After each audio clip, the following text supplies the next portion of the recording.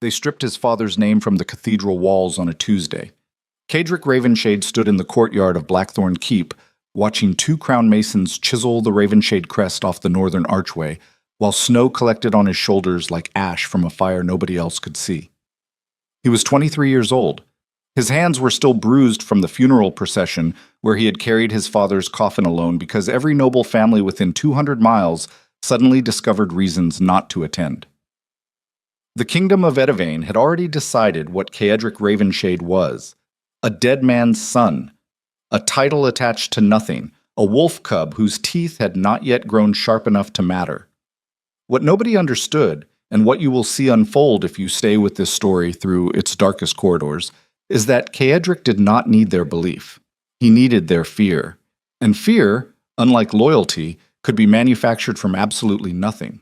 The first mason paused, his chisel hovering above the stone. "Your Grace, should we leave the lower inscription, the one your grandfather commissioned?" Cedric did not look at him. His eyes stayed locked on the gray horizon where the sea hammered the black cliffs beneath his castle with a violence that mirrored something coiled tight inside his chest. "Touch it," he said, "and I'll have your hands removed before the mortar dries." The mason went back to work on the upper crest without another word. Garrett Hale, the only man in Edivane who still called Cedric by his first name, leaned against the iron gate behind him. Garrett was 46, built like a dockyard wall, scarred across both forearms from a decade of military campaigns that had ended when a cannon blast shredded his left knee. He had served Cedric's father for 20 years. Now he served the son, though he sometimes wondered whether serving and surviving had become the same thing. "The Crown's messenger arrived an hour ago," Garrett said. "They want a formal acknowledgement of your father's debts. Full accounting, signature by the end of the month." "My father's debts. 17,000 gold standards, accumulated over the last 3 years of his governance. The Crown claims the Northern Territory operated at a deficit under his authority." Cedric finally turned. The cold had reddened his face, but his eyes carried a temperature colder than anything the weather could produce. Gray eyes, almost silver in certain light, the kind of eyes that made men forget what they were about to say. "My father ran this territory at a surplus for 14 years. The deficit appeared after Hargrove and Morcant restructured the trade agreements to bleed our ports dry. 17,000 gold standards didn't vanish into administrative failure, Garrett. It was stolen, methodically, over 36 months, by men who needed my father weak before they could afford to kill him." Garrett said nothing. He had learned that when Cedric's voice dropped below a certain register, the conversation was no longer a discussion. It was a verdict being delivered. "Send the Crown's messenger back with a counter request. I want a full audit of every trade agreement modified during the last 4 years, every signature, every amendment, every witness." They'll refuse. Of course they'll refuse. That's the point. Their refusal becomes evidence that they're protecting the men who destroyed my father. I don't need them to cooperate, Garrett. I need them on record choosing not to. Garrett studied the young duke's face. There was something different about Cedric since the funeral. Something that had calcified behind his expression, turning grief into architecture. The boy who had once ridden wild horses along the coastal cliffs for the sheer joy of velocity was gone. In his place stood a man who treated every interaction like a chess position where losing meant dying. "You're going to make enemies of the entire court," Garrett said carefully. "I inherited my father's enemies the moment his heart stopped. The only question is whether I manage them or they manage me." Cedric pulled his gloves tighter. "I choose the former." He walked back into Blackthorn Keep without waiting for a response. The iron gates groaned shut behind him. The masons continued their work. Snow kept falling on the courtyard stones, and Garrett Hale stood alone in the cold, watching the doors close, thinking that the most dangerous thing about Cedric Ravenshade was not his anger. It was his patience. 7 years passed, and in those 7 years the boy who had stood in a frozen courtyard watching his family name get chiseled off stone became something Edivane had not seen in generations. Cedric Ravenshade did not rebuild House Ravenshade through charm or diplomacy or the careful cultivation of alliances that most nobles relied upon. He rebuilt it through precision violence applied at exactly the moments when his enemies believed themselves safe. Lord Aldrin Hargrove, whose manipulated trade agreements had drained the northern ports, discovered that his shipping contracts had been systematically invalidated through obscure maritime statutes that Kadrick's legal scholars unearthed from archives nobody had touched in 80 years. Hargrove lost his fleet within a year. He lost his estate within 2. By the 3rd year, he was petitioning the crown for a minor administrative post just to feed his household. Kedrick did not celebrate. He barely acknowledged it. He simply moved to the next name on a list that only Garrett and one other trusted advisor had ever seen. The list had 11 names. 7 years later, 9 of those names had lost their titles, their lands, or their freedom. The remaining 2 belonged to men powerful enough that removing them required something more than legal warfare. They required the kind of patience that most men confused with inaction. Lord Selwyn Morcant, father of Lady Celine Morcant, controlled the eastern provinces and maintained direct influence over the crown's military appointments. He was the architect of the conspiracy that killed Caedric's father. Caedric knew this with absolute certainty. He had known it since year 2. But certainty without leverage was just another form of suffering. So he waited. And while he waited, Blackthorn Keep transformed. The frost-covered towers that had once symbolized decline became monuments of calculated authority. The castle's corridors, lit by hundreds of candles that servants maintained around the clock, hummed with a silence that visitors described as oppressive, but that Caedric's household understood differently. The silence was not emptiness. It was control made audible. Every servant knew their role. Every guard understood the consequences of failure. Every door opened and closed at precise intervals, because Caedric Ravenshade ran his territory the way a surgeon operated on a dying patient, with absolute focus, zero sentimentality, and the understanding that hesitation killed faster than the wound itself. 3 rules governed life inside Blackthorn Keep. Never lie to the Duke, never touch what belongs to him, never ask about the West Wing after midnight. The rules were not written anywhere. They did not need to be. The people who had broken them no longer worked at the castle. Some of them no longer worked anywhere. Mercy had become something Caedric studied the way a mathematician studied an equation he had already solved. He understood its components. He recognized its theoretical value. He simply no longer found it applicable to his circumstances. Desire was worse. Desire was the crack in the wall that let the weather in. Caedric had watched desire destroy men far stronger than himself. His own father had trusted too freely, loved too openly, and died with poison in his blood and betrayal in his own dining hall. The lesson was not subtle. The lesson was that the moment you allowed another human being to matter more than your own survival, you handed them the exact weapon they needed to end you. Caedric had absorbed that lesson the way iron absorbs heat, completely, permanently, without visible distortion. Then Edmund Vale's carriage arrived at Blackthorn Keep. Garrett brought the news to Caedric's study at 9:30 on a Thursday evening. The fire had burned low. Caedric was reviewing naval supply records, his jacket discarded over the back of his chair, sleeves rolled to the elbows, a glass of untouched whiskey sweating on the desk beside him. "Edmund Vale is here," Garrett said from the doorway. Caedric did not look up. "I'm aware. I summoned him. He brought his daughter." That made Caedric pause. His pen hovered above the ledger. A droplet of ink fell onto the page like a small dark wound. "He was not instructed to bring his daughter." "No, but he did. She's in the carriage, in the snow. She's been out there for 20 minutes because Vale's been in the entrance hall arguing with your steward about whether she should be permitted inside." Caedric set the pen down. He leaned back in his chair and pressed 2 fingers against the bridge of his nose, a gesture that Garrett recognized as the closest thing to frustration the Duke ever permitted himself. "Edmund Vale owes this house 43,000 gold standards. His estates have been leveraged against crown debts he cannot service. His remaining assets consist of a name that no longer carries weight, and a daughter he presumably brought here because he has nothing else to offer." Caedric's voice was clinical, almost bored. "He's going to propose guardianship transfer. He'll frame it as an arrangement of mutual benefit, but what he means is that he wants me to accept his daughter as collateral for a debt he knows he'll never repay." Garrett shifted his weight. "And if that's exactly what he proposes?" Caedric opened his eyes. "Then he's even more desperate than I estimated, which means the Morcants have already begun pressuring him, which means I need to understand exactly what Edmund Vale knows about the Eastern Alliance before they get to him first." "So you'll accept?" "I'll hear what he has to say. That's not the same thing." But it became the same thing within the hour.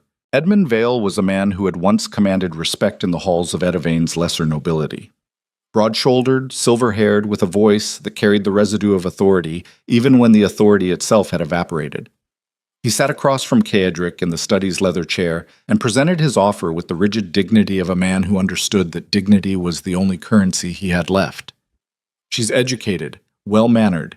She speaks 3 languages and manages a household as efficiently as any woman in the kingdom. Vale's hands gripped his knees. The knuckles were white.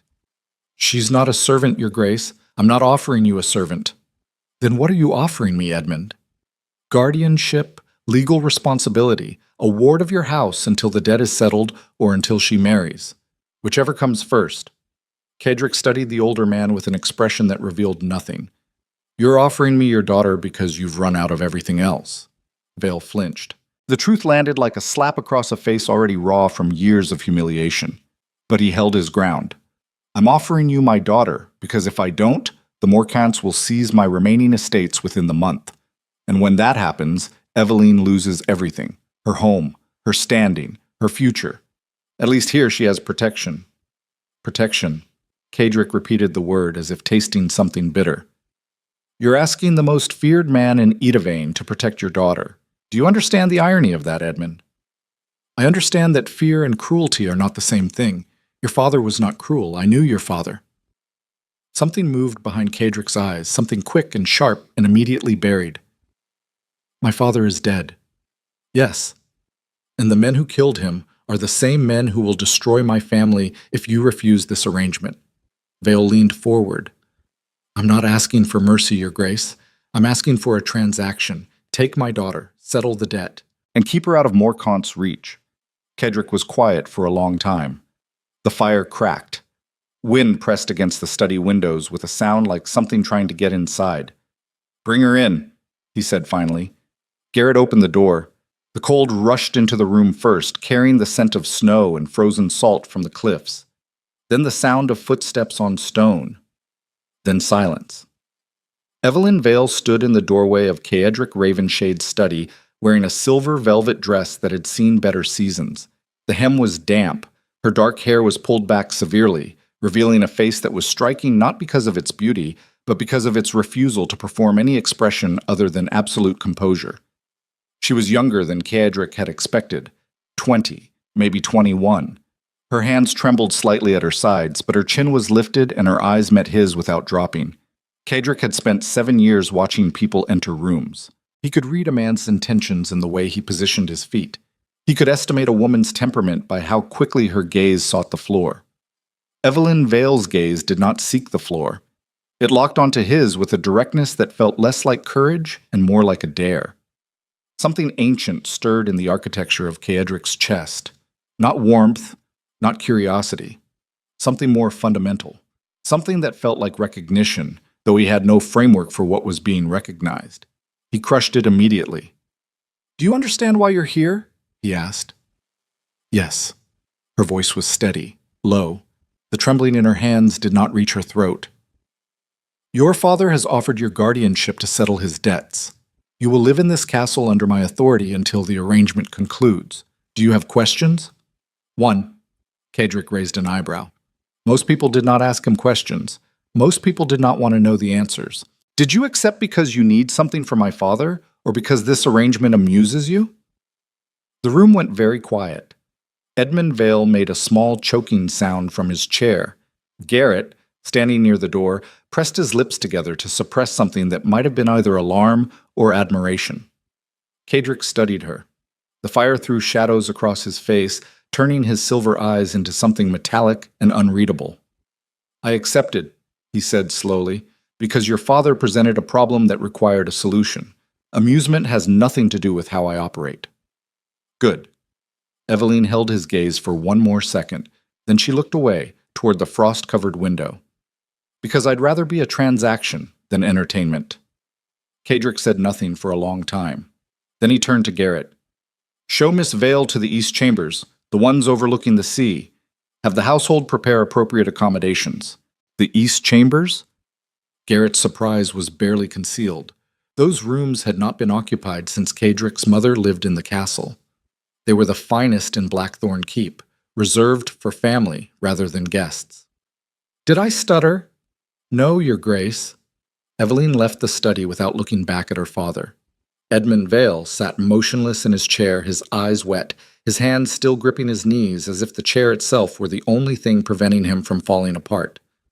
Kedrick waited until the footsteps faded. "Your daughter has a spine, Edmund. She gets it from her mother. Her mother is dead." "Yes, that's why the spine survived intact. Nobody was powerful enough to break it out of her." Kedrick picked up his pen and returned to the naval supply records, as if the most significant disruption to his carefully constructed existence had not just walked through his door wearing damp velvet and a refusal to flinch. But after Edmund Vale left, after the study fell silent, after the fire had burned down to embers and the whiskey remained untouched, Kedrick sat motionless in the dark for nearly an hour. He was thinking about the way she had looked at him, not with hatred, not with submission, not with the desperate calculation he saw in every face that entered this castle. She had looked at him the way someone looks at a locked door they fully intend to open. And Kedrick Ravenshade, the man who had spent 7 years making himself impenetrable, felt the first hairline fracture spread through the wall he had built between himself and everything that could hurt him. He told himself it meant nothing. Within a week, he would understand that it meant everything. Eveline Vale moved through Blackthorn Keep the way water moves through stone, slowly, quietly, with a persistence that only became visible after the damage was already done. She followed the rules. She wore the gowns embroidered with obsidian thread that appeared in her chambers without explanation. She ate meals at the designated hour. She spoke to servants with a courtesy that confused them because courtesy was not a currency they were accustomed to receiving.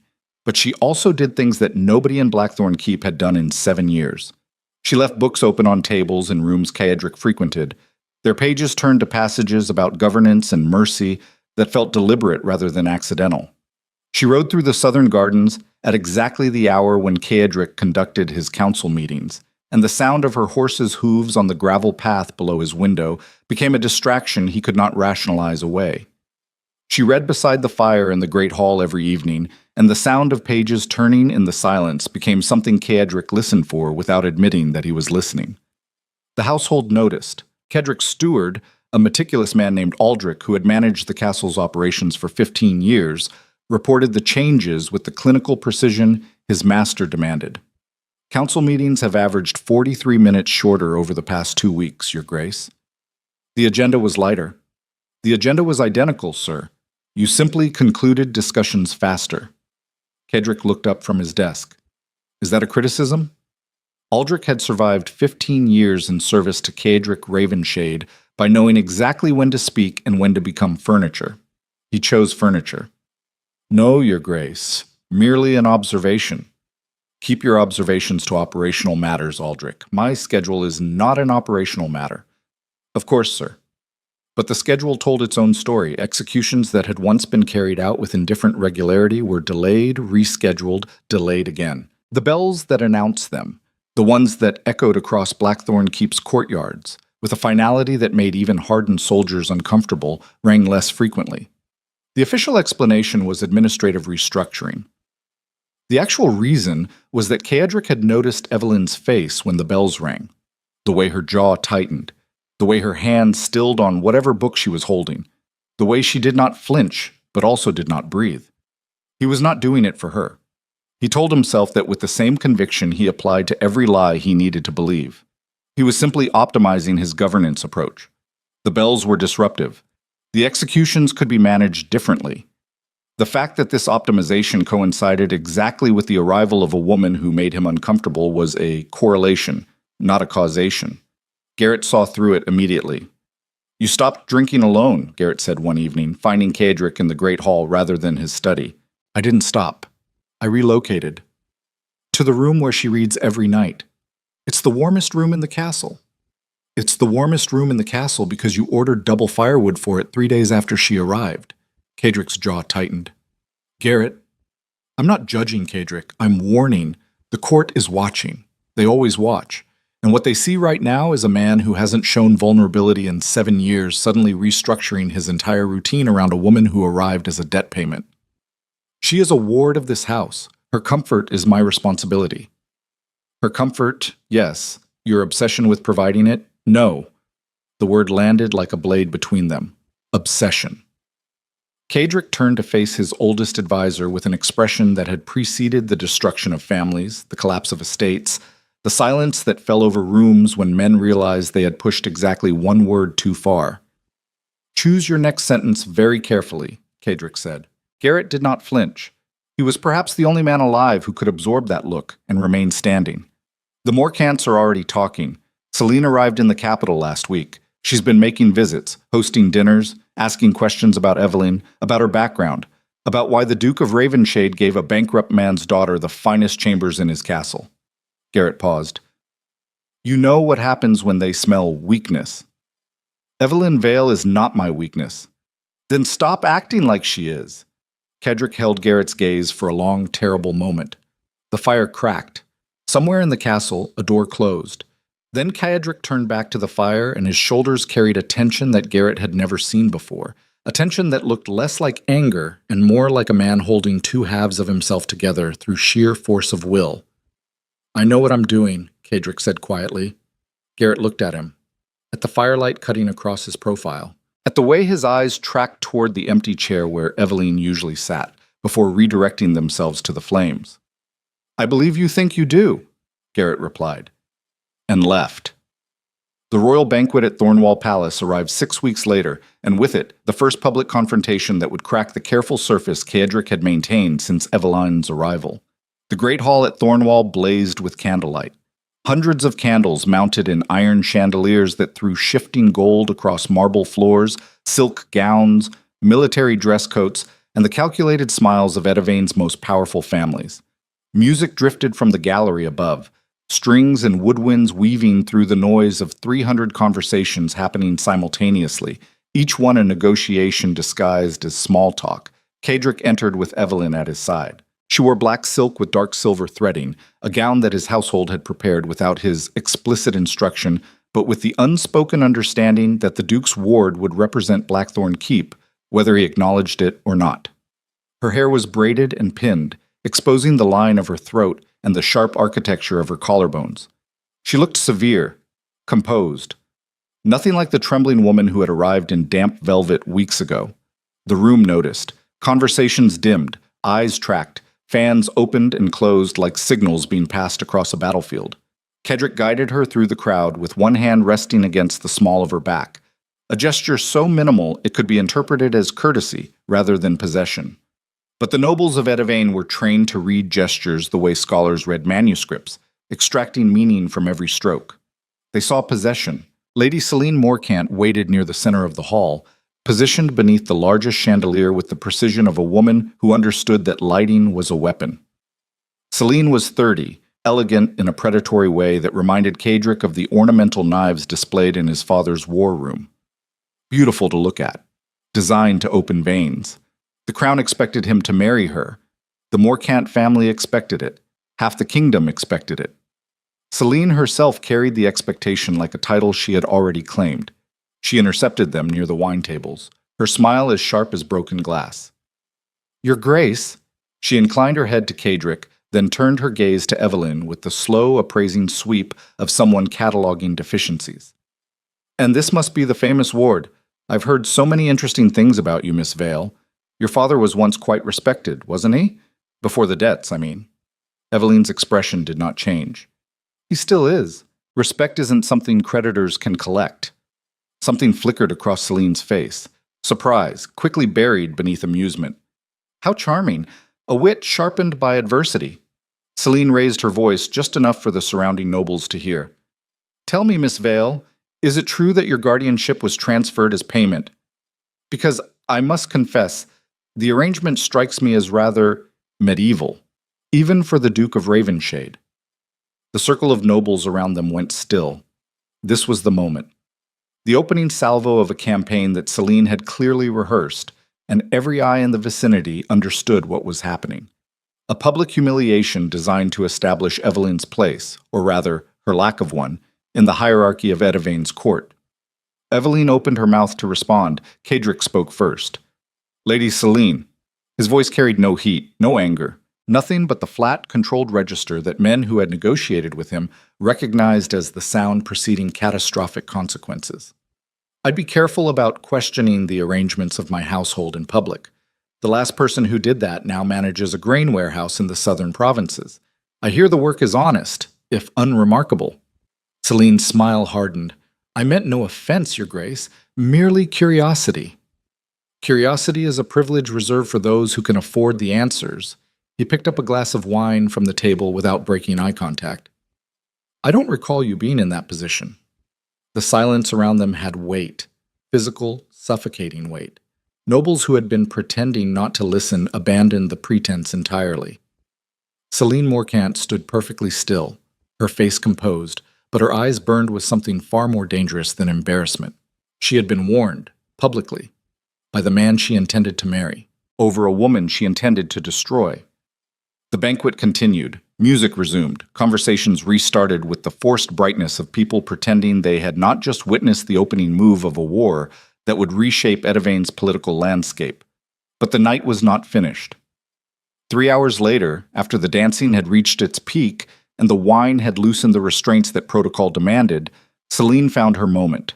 She waited until Caedric was pulled into a strategic conversation with 2 military advisors near the eastern alcove. Then she approached Evelyn, who stood alone near the gallery staircase, and delivered the words that would detonate across the entire hall. "You know what you are, don't you?" Celine's voice was soft enough to sound intimate, but calibrated to carry exactly far enough. "You're not a ward, you're not a guest. You're a purchased mistress hiding behind stolen nobility, and every person in this room knows it." Eveline went white, not from shame, from something deeper and more volatile. From the collision between the composure she had maintained for weeks and the raw, unprocessed reality of her situation hitting her in the most public arena possible. She said nothing. Her silence was not agreement. It was the silence of someone deciding whether to break something or someone. But the damage was already spreading. Whispers moved through the hall like fire through dry grass. Purchased mistress. The phrase repeated and mutated and gained momentum until it reached the eastern alcove where Caedric Ravenshade stood mid-sentence with 2 men who suddenly found their wine glasses extremely interesting. Caedric heard it. The exact words. Repeated by someone 3 feet to his left who did not realize the Duke was listening. He set his wine glass down. He crossed the hall. Every step was measured, controlled. The crowd parted without being asked, because something in his movement communicated a force that made standing in its path physically inadvisable. He reached the center of the room. He stopped. He picked up a crystal wine glass from the nearest table, held it in his black-gloved hand, and squeezed. The glass shattered. Shards fell to the marble floor. Blood welled through the leather of his glove, dripping in slow red drops that hit the white stone with sounds that were somehow louder than the music, louder than the voices, louder than anything in the hall. 300 people stopped breathing. "She belongs beside me." Caedric's voice filled the room the way cold fills an empty house. Total. Inescapable. Anyone who questions it challenges House Ravenshade itself. Nobody spoke. Nobody moved. Celine Morcant stood 6 feet away, her face the color of ivory, her hands clenched at her sides. Caedric turned to Evelyn. Blood still dripped from his glove. His expression was impossible to read, a surface so controlled it could have been carved from the same marble beneath his feet. "We're leaving," he said. They walked out of Thornwall Palace together, through the great doors and into the frozen night, and 300 nobles watched them go in a silence so complete that the sound of Evelyn's heels on marble became the only heartbeat in the room. In the carriage back to Blackthorn Keep, neither spoke. Evelyn stared through the frosted window at the dark countryside sliding past. Caedric sat across from her, his injured hand resting on his knee, blood soaking slowly through the leather. He had not allowed anyone to examine it. Finally, 20 minutes into the ride, Evelyn broke the silence. "You shouldn't have done that." "I know." "You just declared war on the Morcant family in front of the entire court." "I'm aware." "Why?" Caedric looked at her. In the dim lamplight of the carriage, his silver eyes carried something she had not seen before, something that looked dangerously close to honesty. "Because she was wrong," he said, "and I don't tolerate lies spoken in my presence, regardless of who speaks them." Evelyn studied him. The blood on his glove, the rigid set of his jaw, the way he held himself perfectly still, as if stillness were the only barrier between the person he presented to the world and something far more volatile underneath. "You're bleeding," she said. "It doesn't matter." "It does to me." The carriage rocked over a frozen rut in the road. Kydrick's eyes stayed on hers. For one unguarded second, the mask slipped. Underneath was not the iron ruler, or the calculated strategist, or the most feared man in Idavane. Underneath was exhaustion, pure and total. Then the mask returned, and Kadrick looked away, and the carriage continued through the snow toward Blackthorn Keep, where guards stood at every gate and candles burned in every corridor, and the West Wing remained locked against questions that Evelyn was only beginning to understand she needed to ask. 2 weeks later, a sealed letter arrived at Blackthorn Keep bearing the Morcant family crest. Garrett brought it to Kadrick's study at dawn. Kedrick read it once, set it down, and stared through the window at the frozen sea for a long time. "What does it say?" Garrett asked. "Celine has petitioned the Crown to review the legality of Evelyn's guardianship. She's arguing that the arrangement constitutes unlawful debt bondage under the Royal Charter of 1402.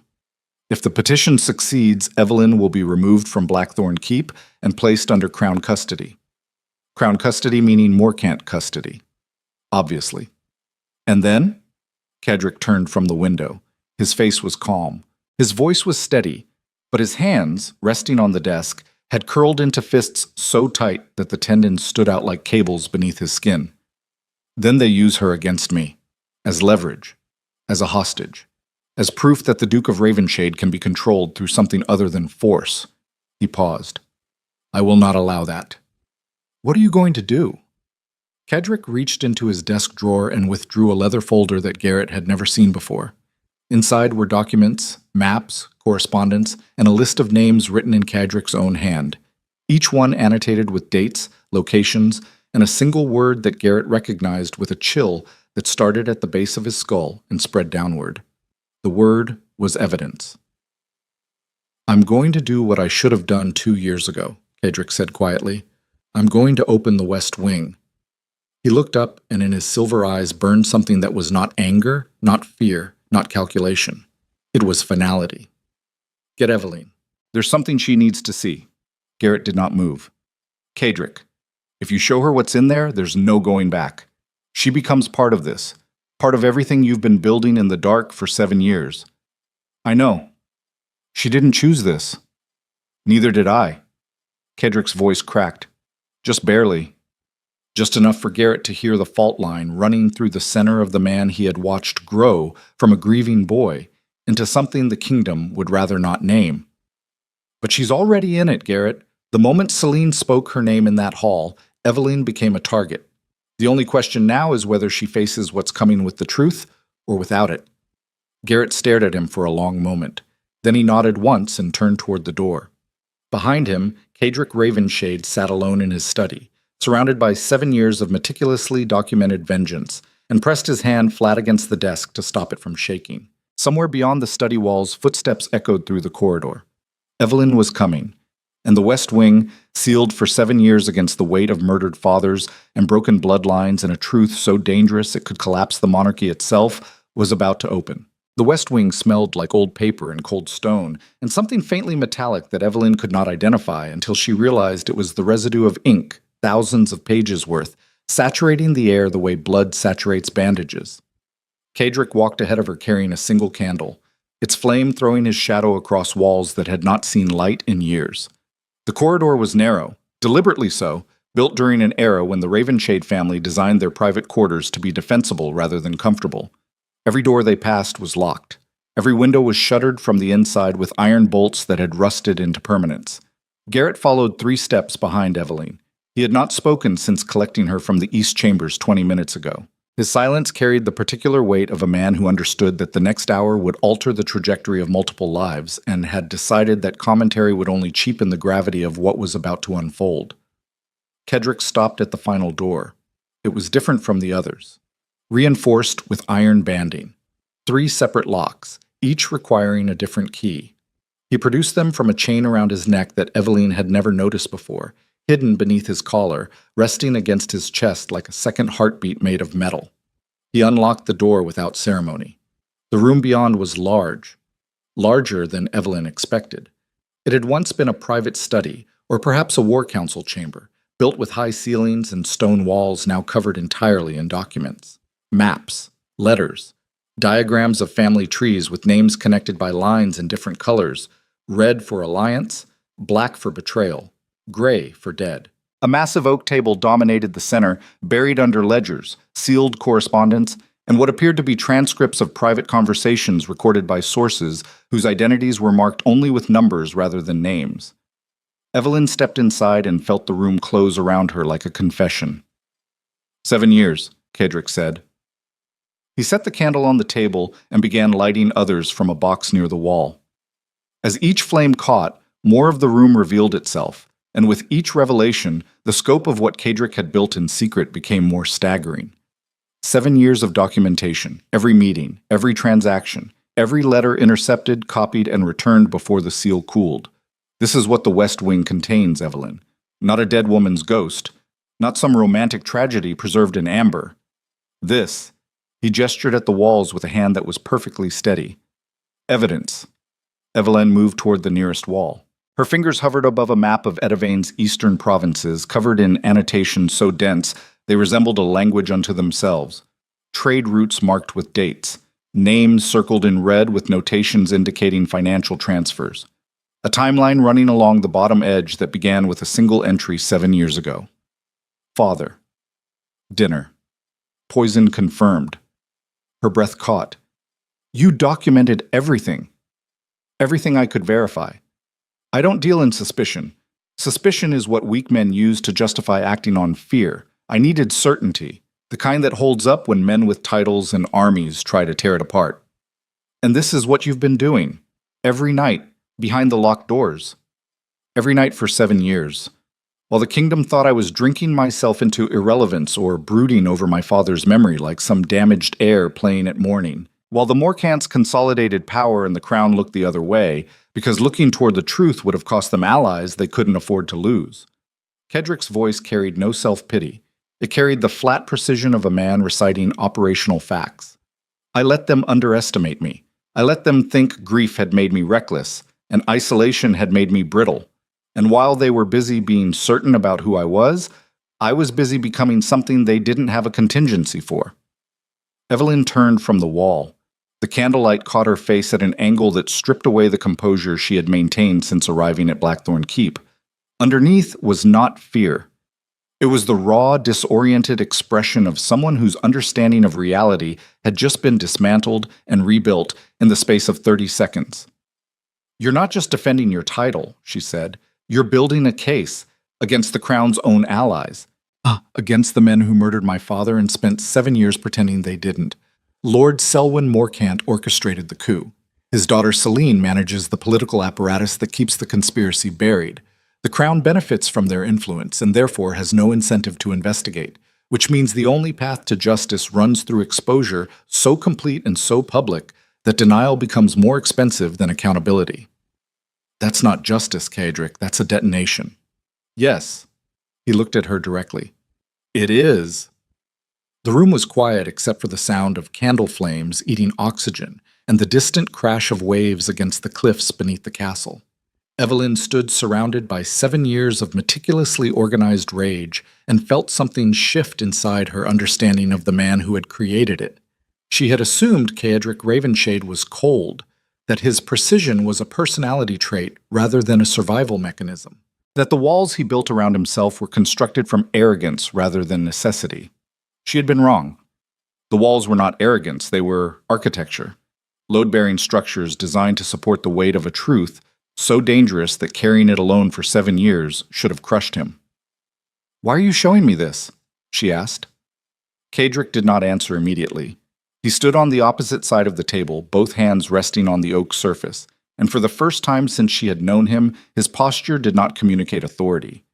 It communicated something closer to exhaustion, held upright through habit. Because Celine filed a petition to remove you from my custody. If it succeeds, you'll be transferred to Crown jurisdiction, which means Morcant jurisdiction. They'll use you as leverage. They'll threaten your safety to force my compliance, and if I comply, everything in this room becomes worthless. 7 years of work, destroyed, because I allowed someone close enough to become a vulnerability. His voice did not crack. but his fingers pressed harder against the table, and the tendons in his forearms stood rigid beneath his rolled sleeves. You deserve to know what you're standing inside of, what staying in this castle actually means. Because staying means you're no longer a ward, Evelyn. You're a witness, and witnesses in Edivane have a very short life expectancy when the people they can testify against control the courts. Evelyn absorbed this. She absorbed it the way she had absorbed every piece of devastating information that had been delivered to her since childhood. Her father's bankruptcy, her mother's death, the carriage ride through the snow to a castle owned by a man the kingdom called a monster. She absorbed it by refusing to let it dictate her next action. So my options are leave and become a hostage, or stay and become a target. Yes, those aren't options, Cadric. Those are different ways of being destroyed. Welcome to the aristocracy. Something close to a laugh escaped her. Not humor. Something darker and more involuntary. The sound a person makes when the absurdity of their situation exceeds the capacity of any other response. You could have told me this without bringing me here, without showing me all of this. A conversation in the study would have been sufficient. A conversation in the study would have given you information. This gives you understanding. There's a difference. The difference being that now I can't pretend I don't know. Exactly. Evelyn looked at him across the table, across the documentation of 7 years of vengeance, across the accumulated evidence of a man who had turned his grief into a weapon so precise that its targets did not know they were already dead. You're asking me to trust you, she said. I'm asking you to make a decision with complete information. Trust is your business. I've never asked anyone to trust me. Because you don't trust anyone yourself. Because trust is a debt I can't afford to owe. Every person I've trusted has either died or betrayed me. The mathematics are not encouraging. And yet you brought me into this room. Kedrick said nothing. His silence filled the space between them with something that felt more honest than any words he had spoken since her arrival. Because she was right. He had brought her into the one room in Blackthorn Keep that contained every secret he possessed, every vulnerability, every piece of evidence that, if destroyed, would erase 7 years of work and leave him defenseless against enemies who would not hesitate to finish what they started. He had handed a woman he had known for weeks the ability to annihilate him, and he could not explain why. Not to her, not to Garrett, not to himself. The calculation did not work. The mathematics he relied on to navigate every other decision in his life produced no coherent answer for why he had unlocked 3 doors, walked Evelyn Vale into the architecture of his most dangerous secret, and stood across from her waiting for a response that could determine whether he survived the next 6 months. Something inside him, something buried so deep beneath 7 years of armor that he had forgotten it existed, had made the decision before his strategic mind could intervene. The same something that had given her the East Chambers, that had shortened council meetings, that had silenced the execution bells, that had shattered a crystal glass in his bare hand in front of 300 nobles because a woman with a calculated smile had called Evelyn a purchased mistress. He did not have a name for it. Naming it would make it real, and making it real would make it targetable, and anything targetable could be destroyed. So he stood in silence and waited. Evelyn walked around the table. She moved slowly, studying the documents as she passed, her fingers trailing along the edge of the oak without touching the papers. She stopped when she reached his side, close enough that he could smell the faint lavender that clung to the gowns his household provided, close enough that the candlelight caught the slight tremor in her lower lip that she had been hiding since entering the room. "I'll stay," she said. "You understand what that means. I understand that the alternative is worse, and I understand something else you haven't said out loud." She looked up at him. "You didn't bring me here because you needed a witness, Cadric. You brought me here because you needed someone to know, all of it, the weight of it. Because carrying it alone for 7 years has done something to you that you can't fix by yourself, and you're terrified of admitting that, so you've framed it as strategic necessity instead." The silence that followed was the loudest thing Evelyn had ever heard. Kedrick's jaw tightened. A muscle jumped beneath his left eye. His breathing, always controlled, always measured, became fractionally uneven, and for one raw second his silver eyes held something that looked like a man standing at the edge of a cliff, deciding whether to step forward or back. "Don't," he said quietly. "Don't try to find something human in this. You'll be disappointed." "I'm already looking at it," she replied, "whether you want me to or not." He turned away. Not sharply, not dramatically, with the slow, deliberate movement of someone removing themselves from a proximity that had become dangerous. He walked to the far wall and stood with his back to her, one hand pressed flat against the stone, his head slightly bowed. Garrett, who had watched the entire exchange from the doorway without breathing, looked at Evelyn. She met his gaze. Something passed between them that did not require words. An acknowledgement, a warning, a recognition that what they had just witnessed was not a strategic briefing. It was a fracture. And fractures, once they begin, do not stop until the structure either heals or collapses entirely. 4 weeks after the West Wing revelation, the political machinery Kaedric had anticipated began moving with the oiled precision of a trap designed by someone who understood that the best prisons were built from procedure rather than stone. Celine Morcant's petition reached the Crown Judiciary on a Tuesday. By Thursday, 3 separate legal scholars had published opinions supporting her argument that Evelyn's guardianship constituted unlawful bondage. By the following Monday, the Crown had issued a formal inquiry, requesting that Evelyn Vale present herself before a judicial tribunal in the capital within 30 days. The speed was deliberate, designed to prevent Kaedric from building a legal defense, designed to force a reactive posture from a man who had spent 7 years refusing to react to anything. Kaedric read the summons in his study at 6 in the morning. His face showed nothing. His hands showed nothing.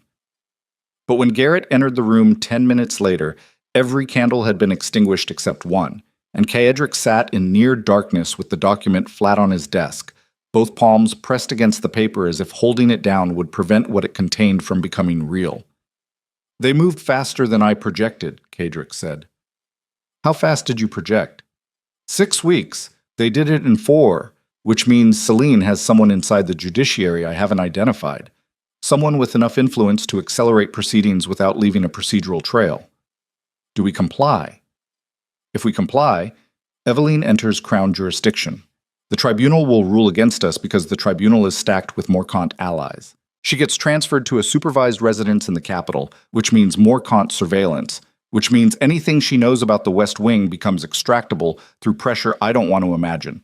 If we refuse to comply, the Crown brands us in contempt, which gives them legal authority to send armed forces to extract her. So either way, they get what they want. Either way, they get what they want through legal channels, which is exactly what Celine designed. She's not attacking me with soldiers, she's attacking me with paperwork.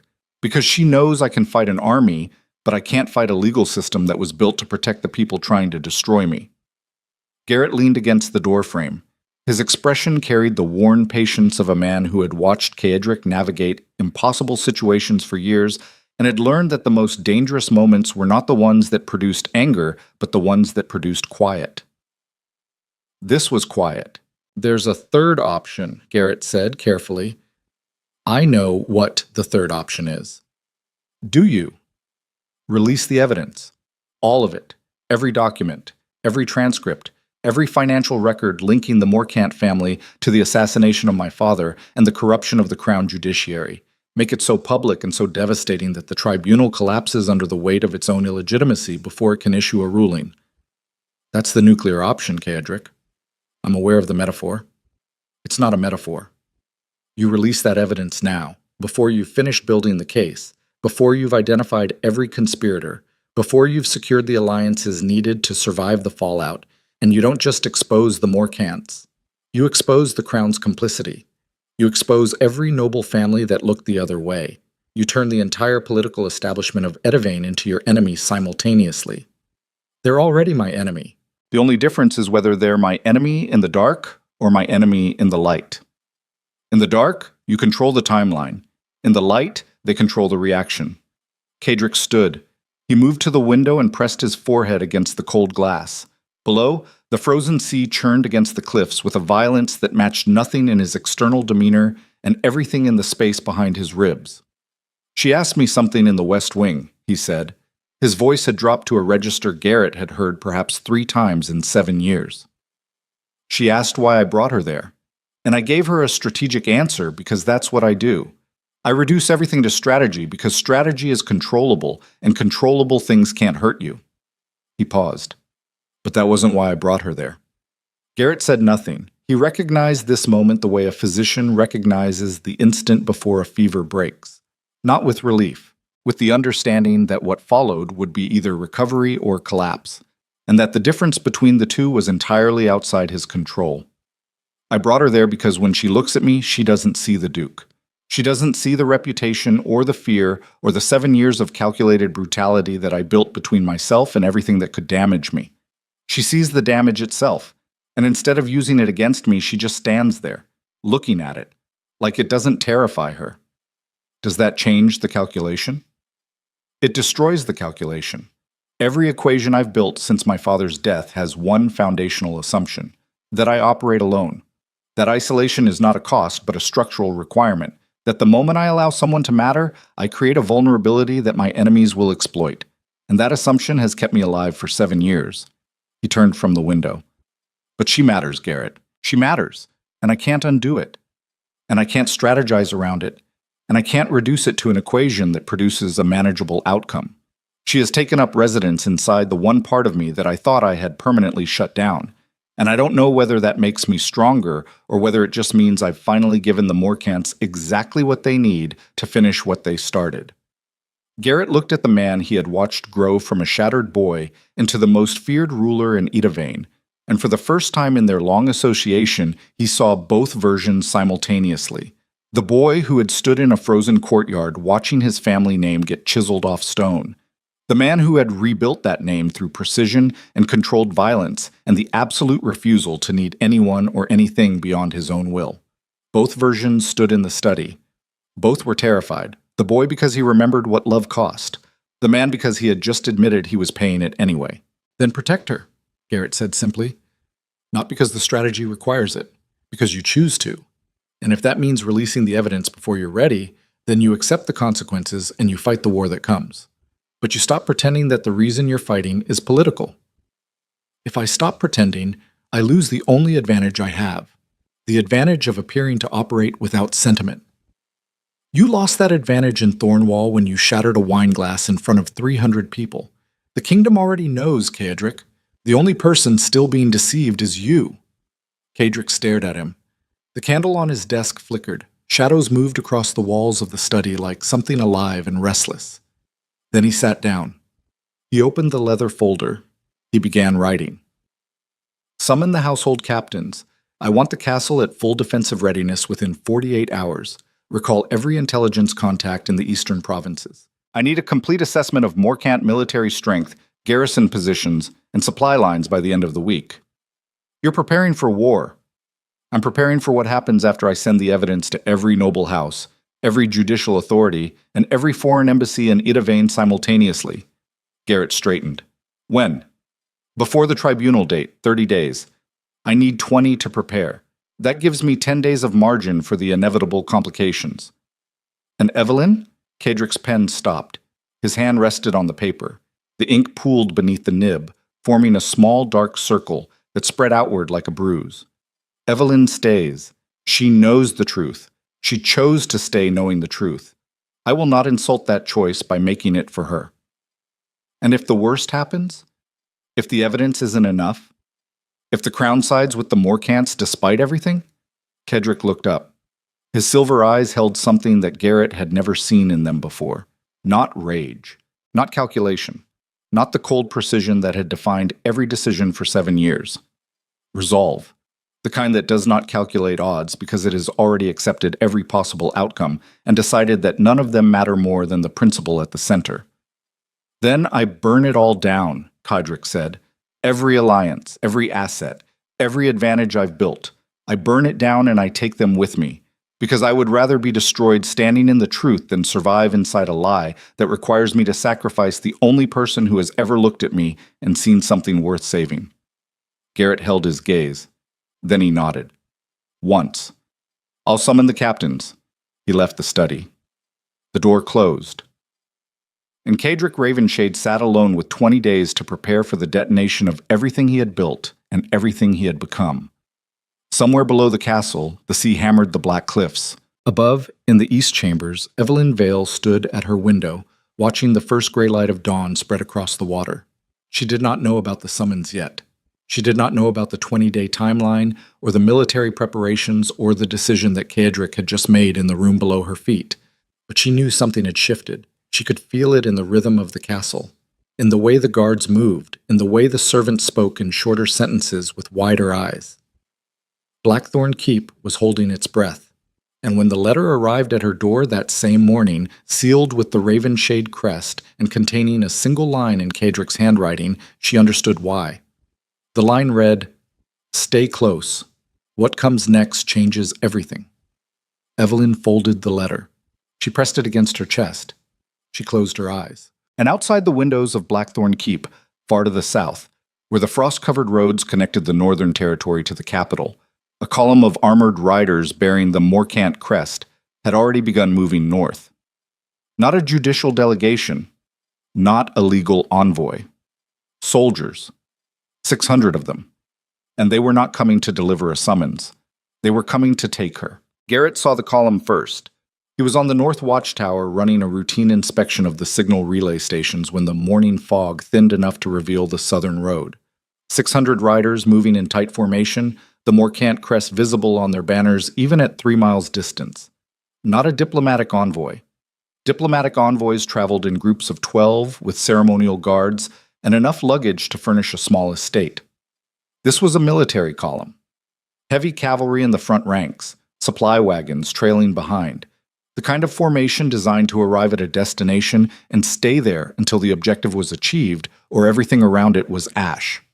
Garrett descended the watchtower stairs faster than his damaged knee should have allowed and crossed the courtyard at a pace that made 2 stable hands stop what they were doing and stare. He found Ceadric in the armory, standing before a rack of cavalry swords with his arms crossed and his head tilted slightly, the posture of a man studying a problem rather than selecting a weapon.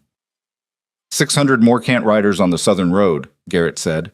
3 miles out, moving at campaign speed. They'll reach the outer perimeter within the hour. Ceadric did not turn. His eyes stayed on the swords. How many supply wagons? 8 that I counted. 8 wagons for 600 men. That's 3 days of provisions at standard rationing. They're not planning a siege. They're planning an extraction. Quick insertion, secure the target, withdraw before I can mount a coordinated response. The target being Evelyn. The target being the only piece of leverage that makes their legal strategy unnecessary. Ceadric finally turned. His face was composed, but his eyes had shifted into the register that Garrett privately called operational. The look that preceded decisions measured in consequences rather than minutes. They skipped the tribunal. They skipped the legal process entirely, which means Celine convinced her father that waiting 30 days was more dangerous than acting now. Or it means they found out about the West Wing. The silence that followed lasted 4 seconds. 4 seconds during which Ceadric's expression did not change, but something behind it recalculated every assumption he had built his 20-day timeline around. That's not possible. 3 people know about the West Wing. You, me, Evelyn. And the household staff who maintain the corridors. The corridors, not the rooms.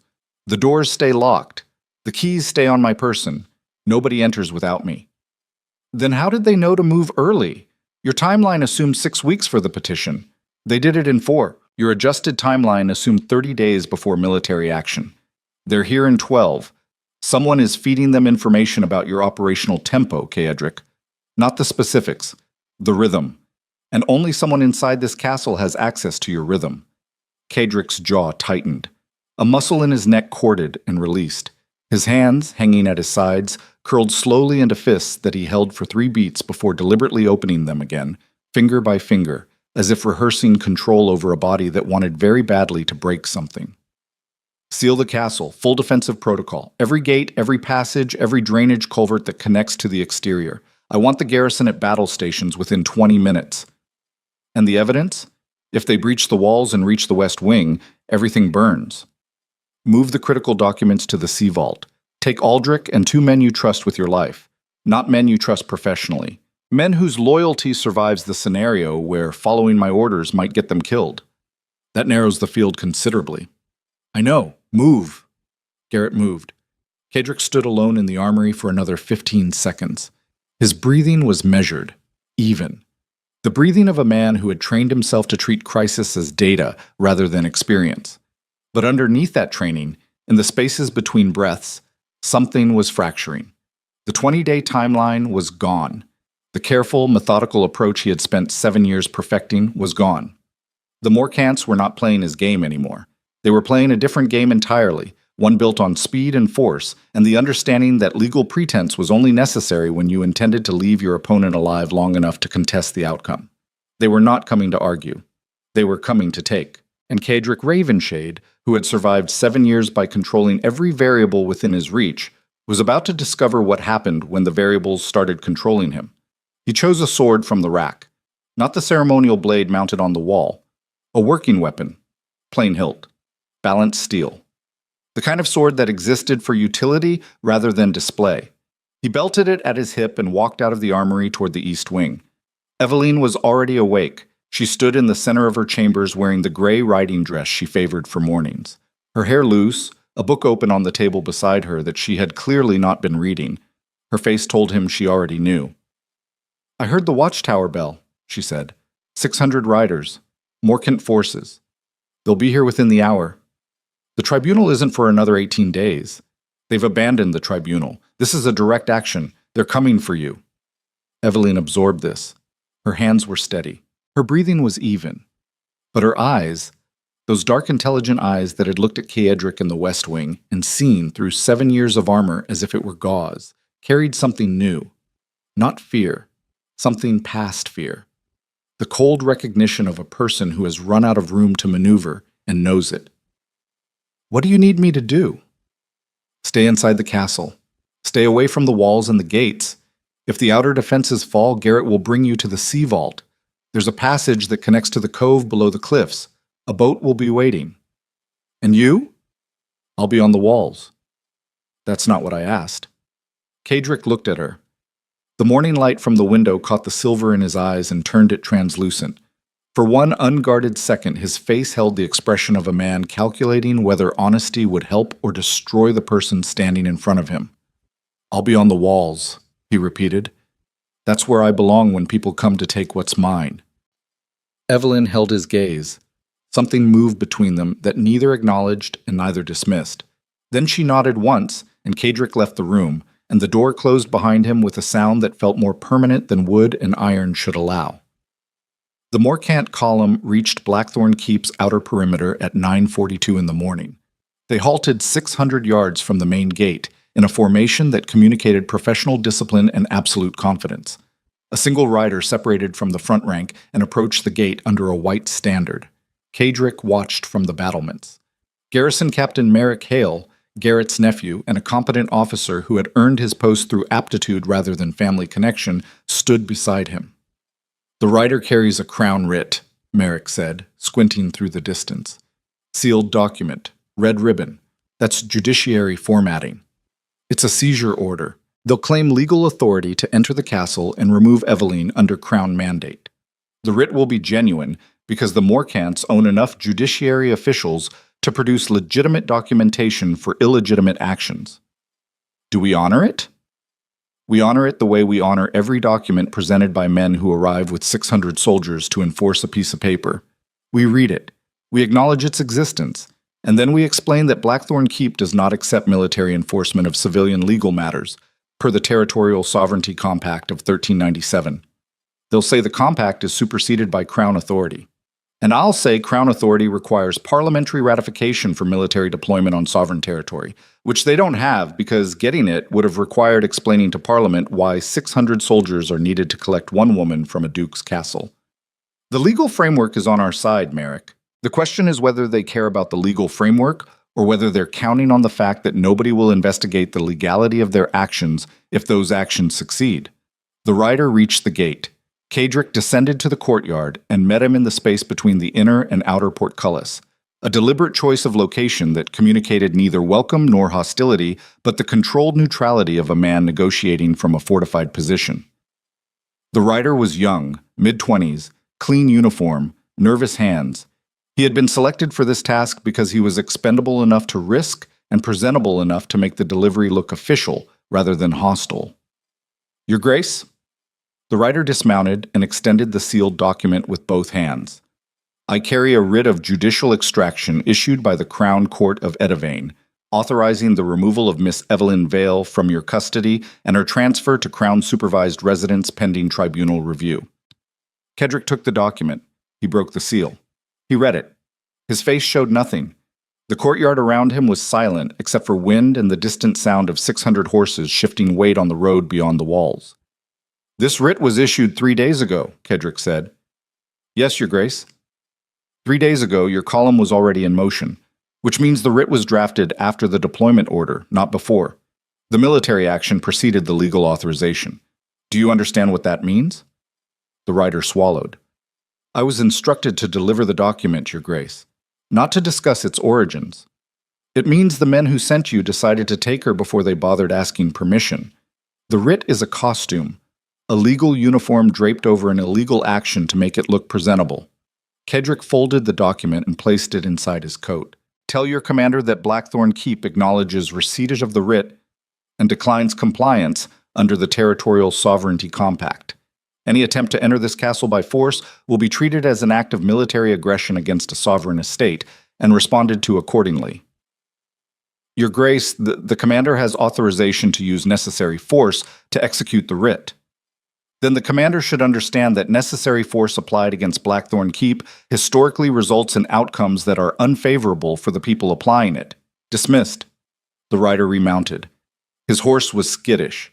The animal could feel the tension radiating from every stone surface in the courtyard, from every guard standing motionless along the walls, from the man standing in the portcullis gap whose voice carried no anger and no fear, and nothing at all except the absolute certainty of someone who had been preparing for this moment since the day his father died.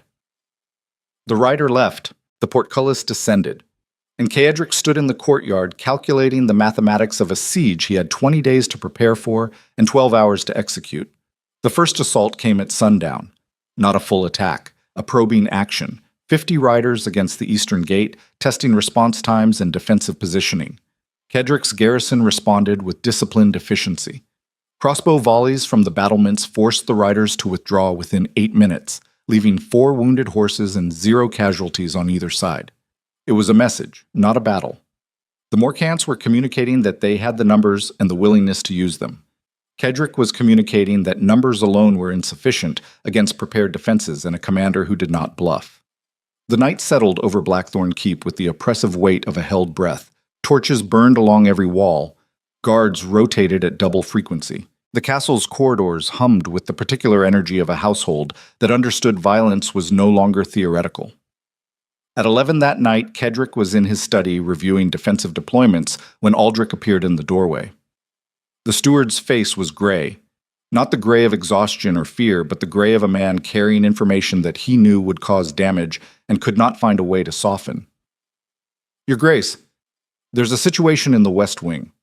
Kedrick looked up. His pen stopped. "The West Wing is sealed. Garrett moved the critical documents to the sea vault 4 hours ago." "The documents were moved, sir, but the room itself was accessed during the transfer.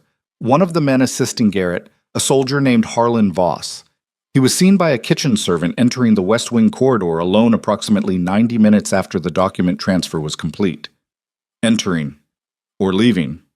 Aldrich's gray face became grayer. "Leaving, Your Grace, with a satchel."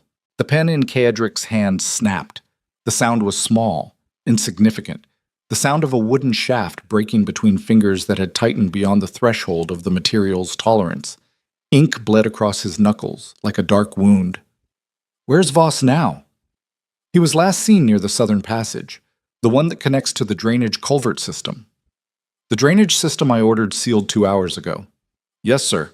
It was sealed, but the southern section has a secondary access point that bypasses the main grate. It's not on the standard security plans. It was part of the original castle construction, before your grandfather's renovations." "And Voss knew about it." "Apparently so, sir." Kedrick stood. The broken pen fell to the desk. Ink spread across the deployment plans like blood across marble. His face was absolutely still, but his eyes had changed. The operational calculation was gone. In its place was something older and more dangerous. Something that Aldrich recognized from stories about the Duke's early years. Stories that ended with men wishing they had chosen different careers, different allegiances, different lives entirely. "He's a plant," Kedrick said. The words came out flat, toneless. The voice of a man processing a betrayal so fundamental that emotion had not yet caught up with comprehension. Voss was placed inside my garrison specifically for this contingency. Garrett selected him because his service record was clean and his family had no Morkant connections, which means either the service record was fabricated or his family connections were hidden well enough to survive 7 years of background screening. Sir, Garrett is beside himself. He's requesting permission to personally lead a pursuit team through the drainage system. Deny it. If Voss reached the secondary access point, he's already outside the walls. He's carrying copies of whatever he could grab from the West Wing before the transfer was complete. Inventory logs, correspondence references, possibly partial financial records. Not enough to build a case, but enough to tell the Morkants exactly what kind of case I've been building against them. What does that mean for the evidence in the Sea Vault? It means they know it exists. They don't know where it is, but they know it's real, and they know it's comprehensive, which changes their calculation entirely. Before tonight, they were coming for Evelyn. Now they're coming for the evidence. Evelyn is still the leverage, but the evidence is the target. If they can destroy what's in the Sea Vault before I release it, the 7 years of work becomes 7 years of nothing. Kadrick walked to the window. The torchlight from the walls threw orange patterns across the glass. Beyond the light, the Morkant encampment glowed in the distance like a wound in the darkness. "Bring Garrett to me. And find Evelyn. She needs to hear this." Aldrich hesitated. "Your Grace, it's nearly midnight. Miss Vale retired to her chambers 2 hours ago." "Then wake her.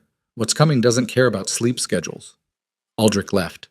Kadrick stood at the window and pressed his forehead against the cold glass and closed his eyes. Harlan Voss.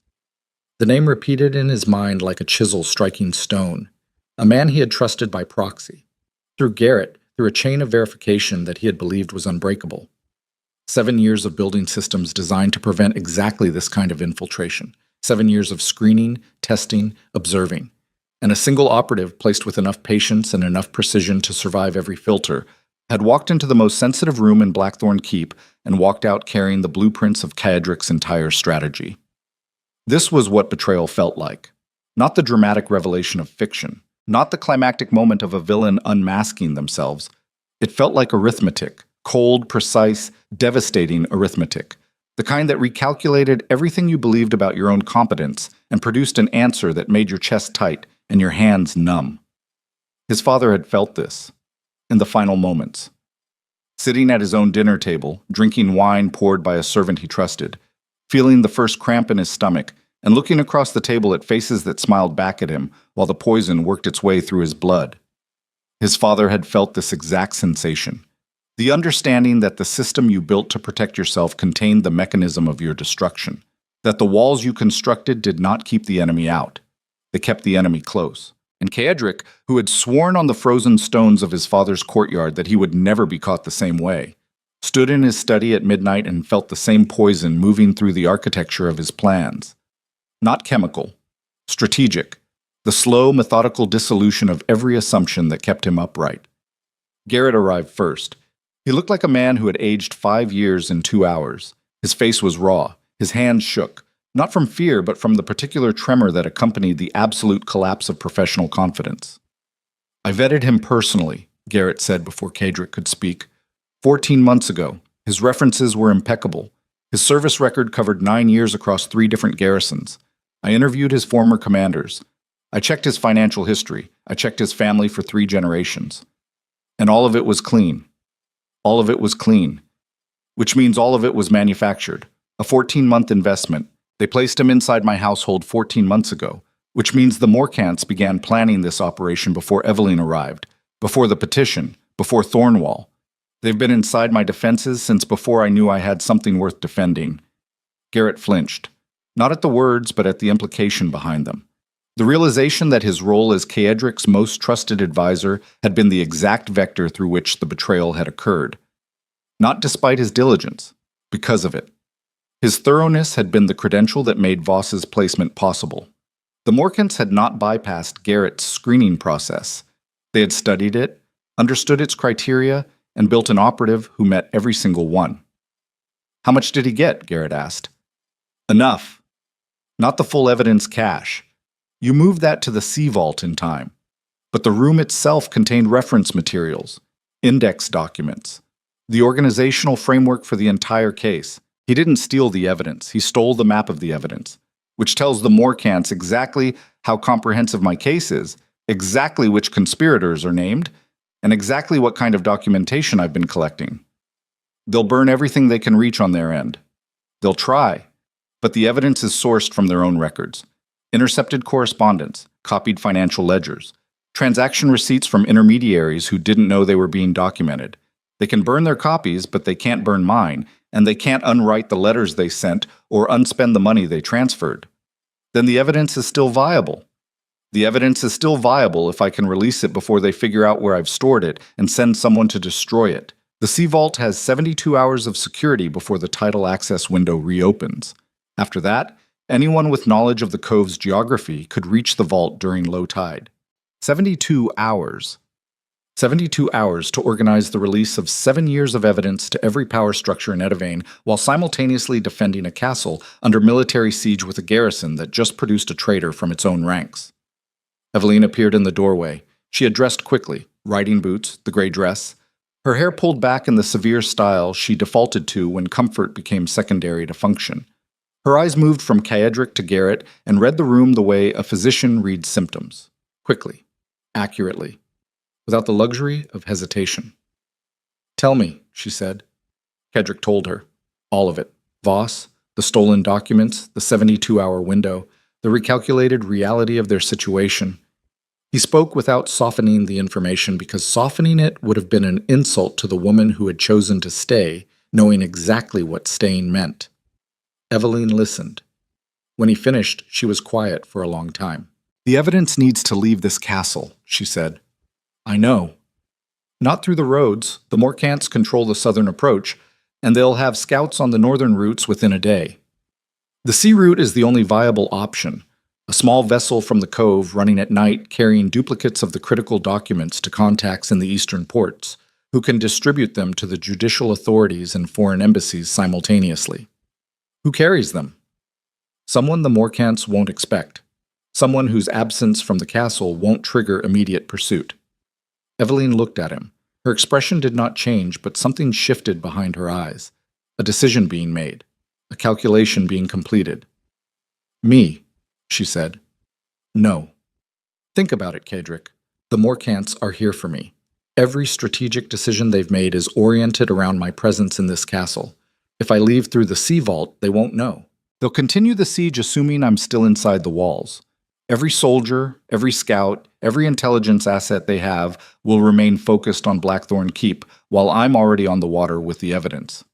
And if they catch you on the open sea with the documents that prove their conspiracy to murder my father and corrupt the crown, then they'll have the evidence and the witness in the same place, which is exactly what they want and exactly what they'll do everything in their power to prevent from reaching its destination. The risk isn't capture, Kaedric. The risk is that nobody carries those documents at all, and they rot in a sea vault while you fight a siege you can't win with a garrison you can no longer fully trust." Kaedric's breathing changed, not dramatically, a slight acceleration, a fractional tightening of his chest, the kind of physiological response that a man who has trained himself to suppress every visible reaction can control on his face but not inside his body. She was right. The arithmetic was undeniable. Every piece of the logic connected. Every alternative was worse.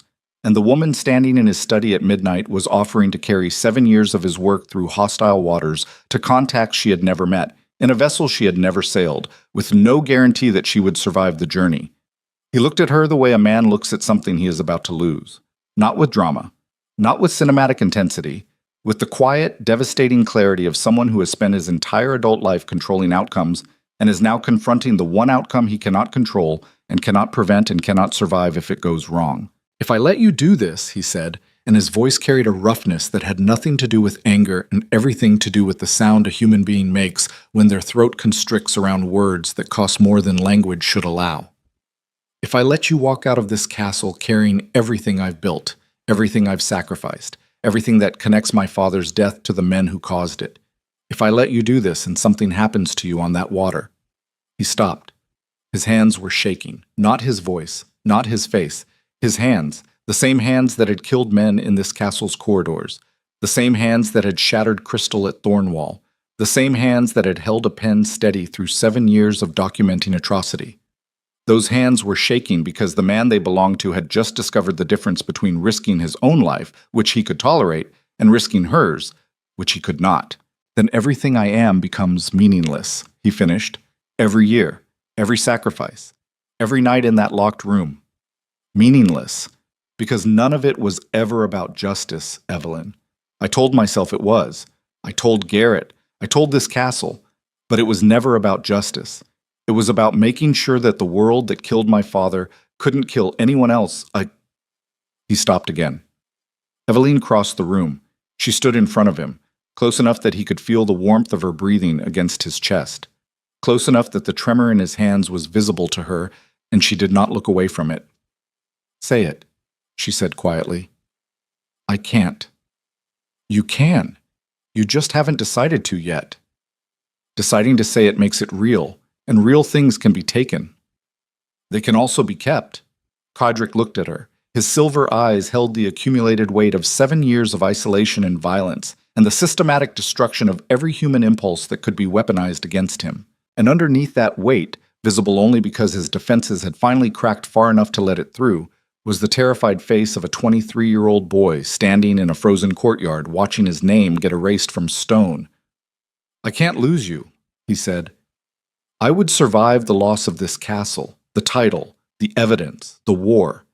I would survive all of it because surviving is what I was built for, but I would not survive losing you, and the fact that I just said that out loud means I have given you the one weapon that can destroy me more completely than anything the Morcants could ever conceive.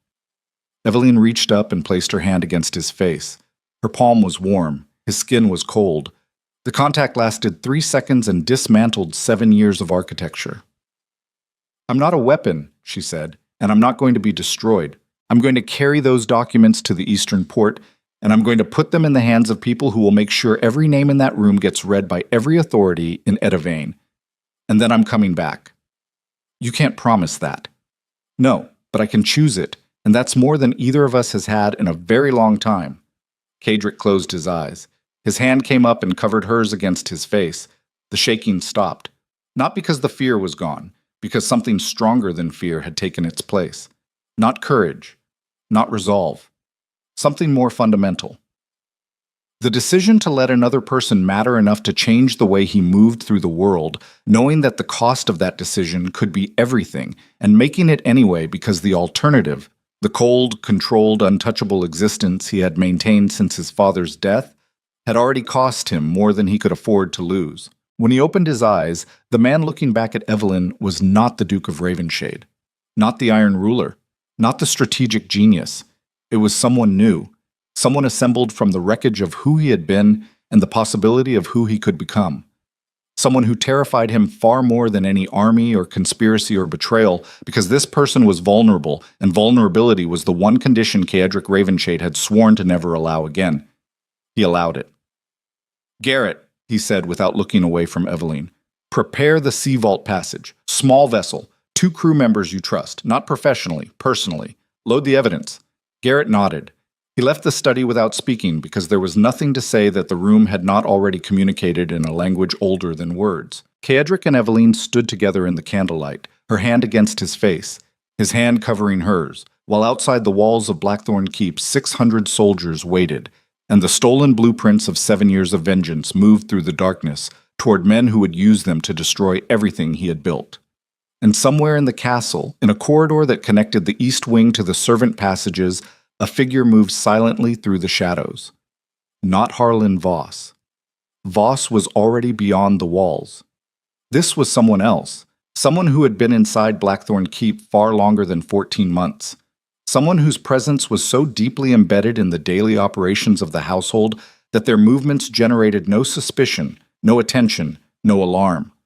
Aldrich the steward paused at a junction in the servant corridor. He listened. The castle was focused outward, every guard, every eye, every weapon pointed at the Morcant army beyond the gates. Nobody was watching inside. Aldrich reached into his coat and withdrew a small brass key.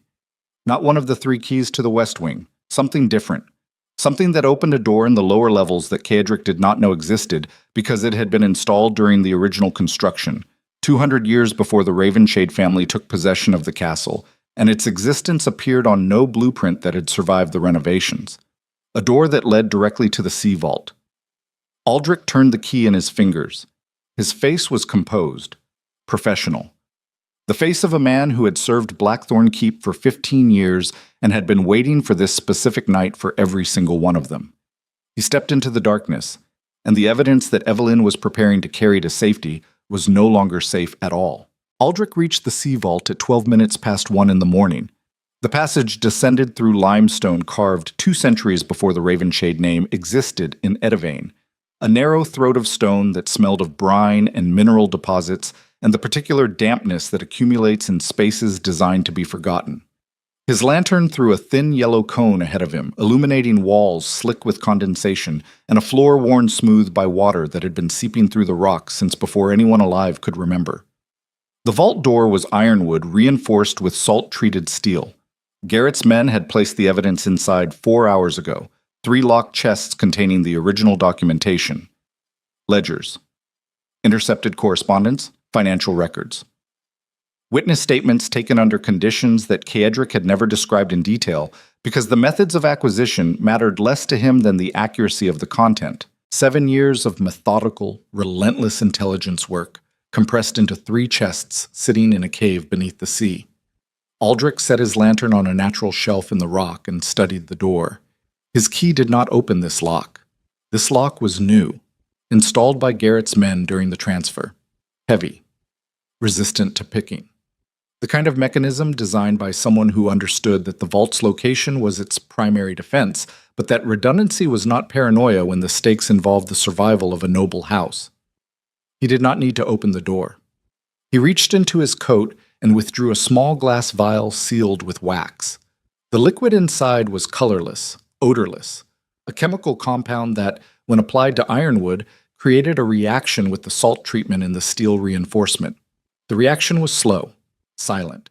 It would weaken the structural integrity of the door over approximately 6 hours, turning the ironwood brittle and the steel joints fragile enough that a single heavy impact would shatter both.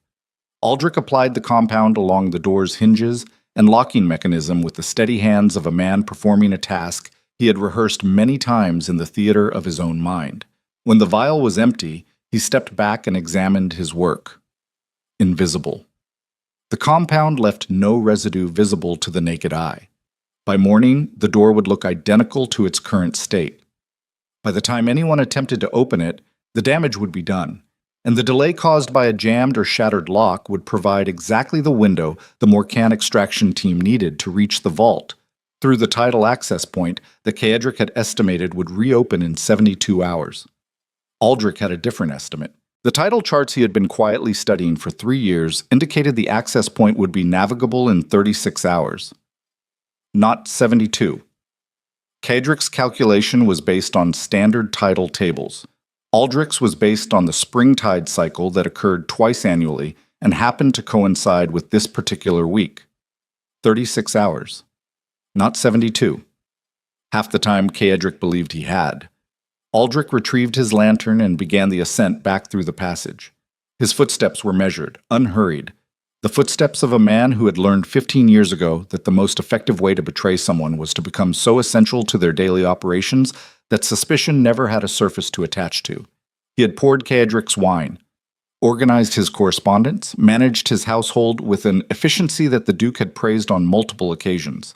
He had been present for conversations that should have been private, standing in doorways and corridors with the professional invisibility of a servant who understood that being overlooked was the most powerful position in any room. 15 years. The Morcants had invested 15 years in placing Aldrich inside Blackthorn Keep. Not 14 months like Voss. 15 years.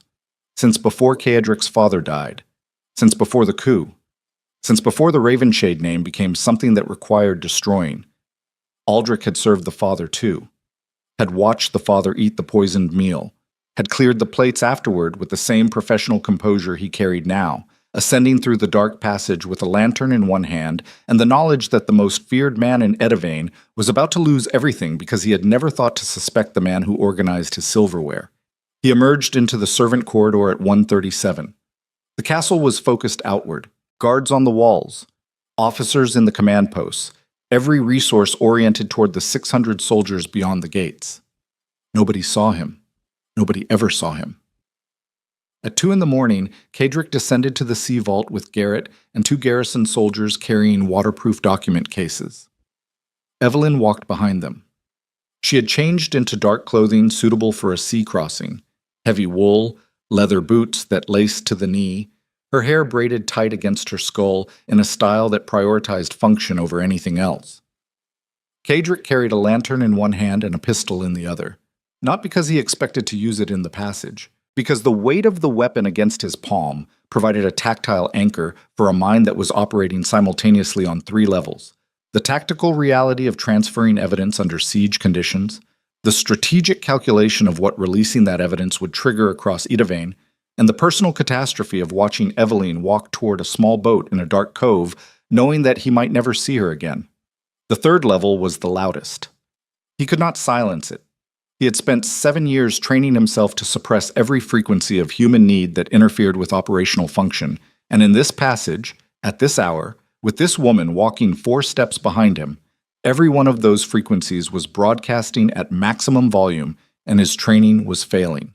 This was what it meant to care about something more than survival. It meant your body stopped cooperating with the priorities your mind had established. It meant your hands wanted to reach backward instead of forward. It meant your breathing synchronized with the footsteps behind you instead of the terrain ahead. It meant that the man who had governed through absolute self-control was discovering, in a limestone passage beneath his own castle, that self-control was a myth you could maintain only as long as nothing existed that was worth losing control for. They reached the vault door. Garrett produced the key. He inserted it into the lock and turned. The mechanism resisted, not dramatically, a slight friction that should not have been there. Garrett frowned and applied more pressure. The key turned. The lock opened. But the door did not swing freely. It shifted with a sound that was wrong, a faint grinding, metal against metal with an underlying brittleness that suggested the components were no longer mating correctly. "Something's off," Garrett said. He pushed the door open and held his lantern inside. The 3 chests sat undisturbed. The vault appeared exactly as he had left it 4 hours ago. Nothing moved. Nothing was missing. But Garrett had survived decades of military service by trusting the specific quality of wrongness that certain sounds communicated. He ran his fingers along the door hinges. They felt different, slightly rough where they should have been smooth. A residue that was almost invisible but present in the way that damage is always present before it becomes visible. "Kedrick." The Duke moved to the doorway. Garrett showed him the hinges. "Someone's been here," Garrett said. "Chemical treatment, the kind that weakens ironwood over time. I've seen it used in sabotage operations against naval vessels. It eats the fiber structure of the wood and corrodes the salt treatment in the steel. This door will hold for now, but it won't survive another 12 hours. Kadrick touched the hinge. The residue came away on his fingertip. Colorless. Faintly alkaline.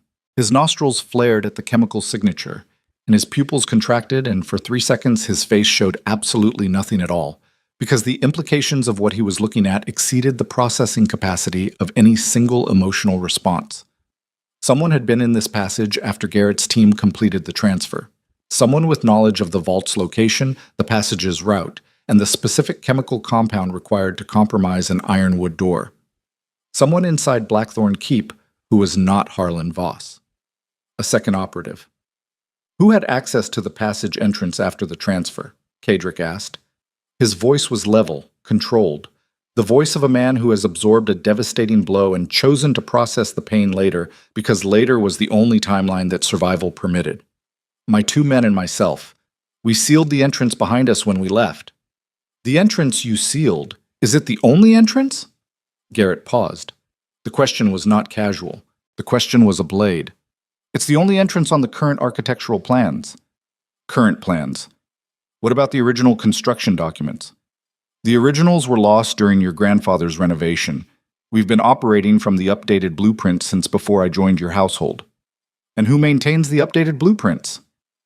The silence that followed was the silence of a puzzle completing itself in the worst possible configuration. Garrett's face went white. Not gradually, instantly, the blood draining from his features as if a valve had been opened. Aldrich, Garrett whispered. Kadrick did not move. His hand still rested on the compromised door hinge. His eyes were fixed on the vault interior where 7 years of evidence sat in 3 wooden chests, undisturbed, but now operating on a timeline that had just been cut in half by a man who knew the original castle plans, because he had been studying them for 15 years while serving wine and organizing ledgers and standing in doorways with the professional invisibility that Kaedric had never once questioned. 15 years. The thought moved through him like something with a blade. Not the 14 months of Voss. 15 years. Before the evidence. Before the West Wing. Before the snow in the courtyard. Aldrich had been there when Kaedric's father was alive. Aldrich had been there the night his father died. Aldrich had served the meal. Aldrich had cleared the table. Aldrich had cleared the table. Kaedric's hand closed into a fist against the door.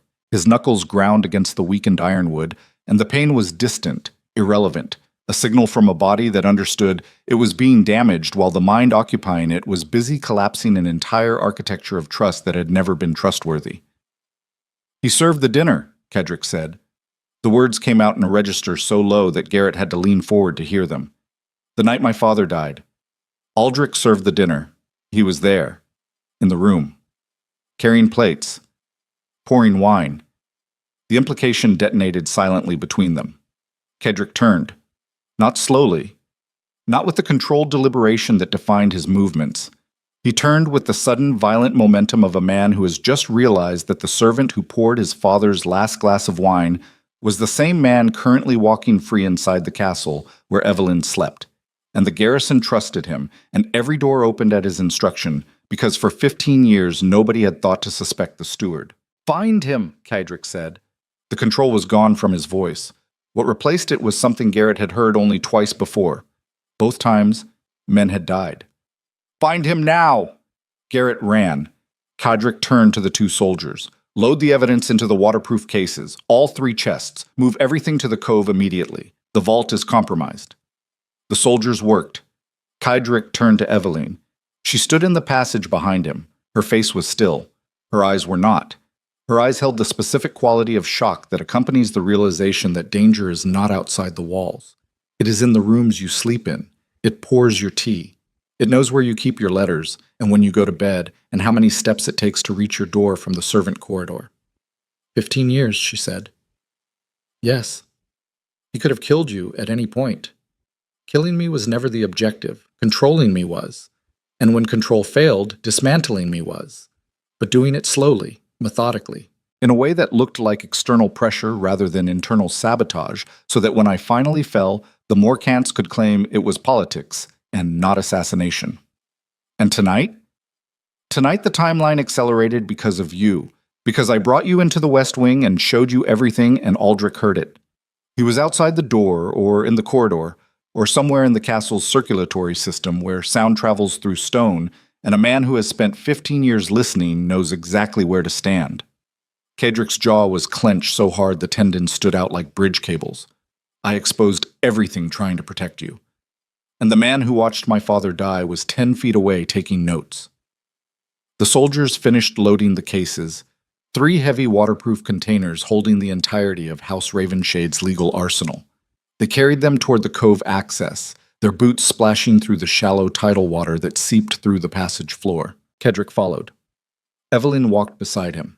The passage narrowed as it approached the sea, the walls contracting around them, until they were moving single file through a gap barely wide enough for the document cases.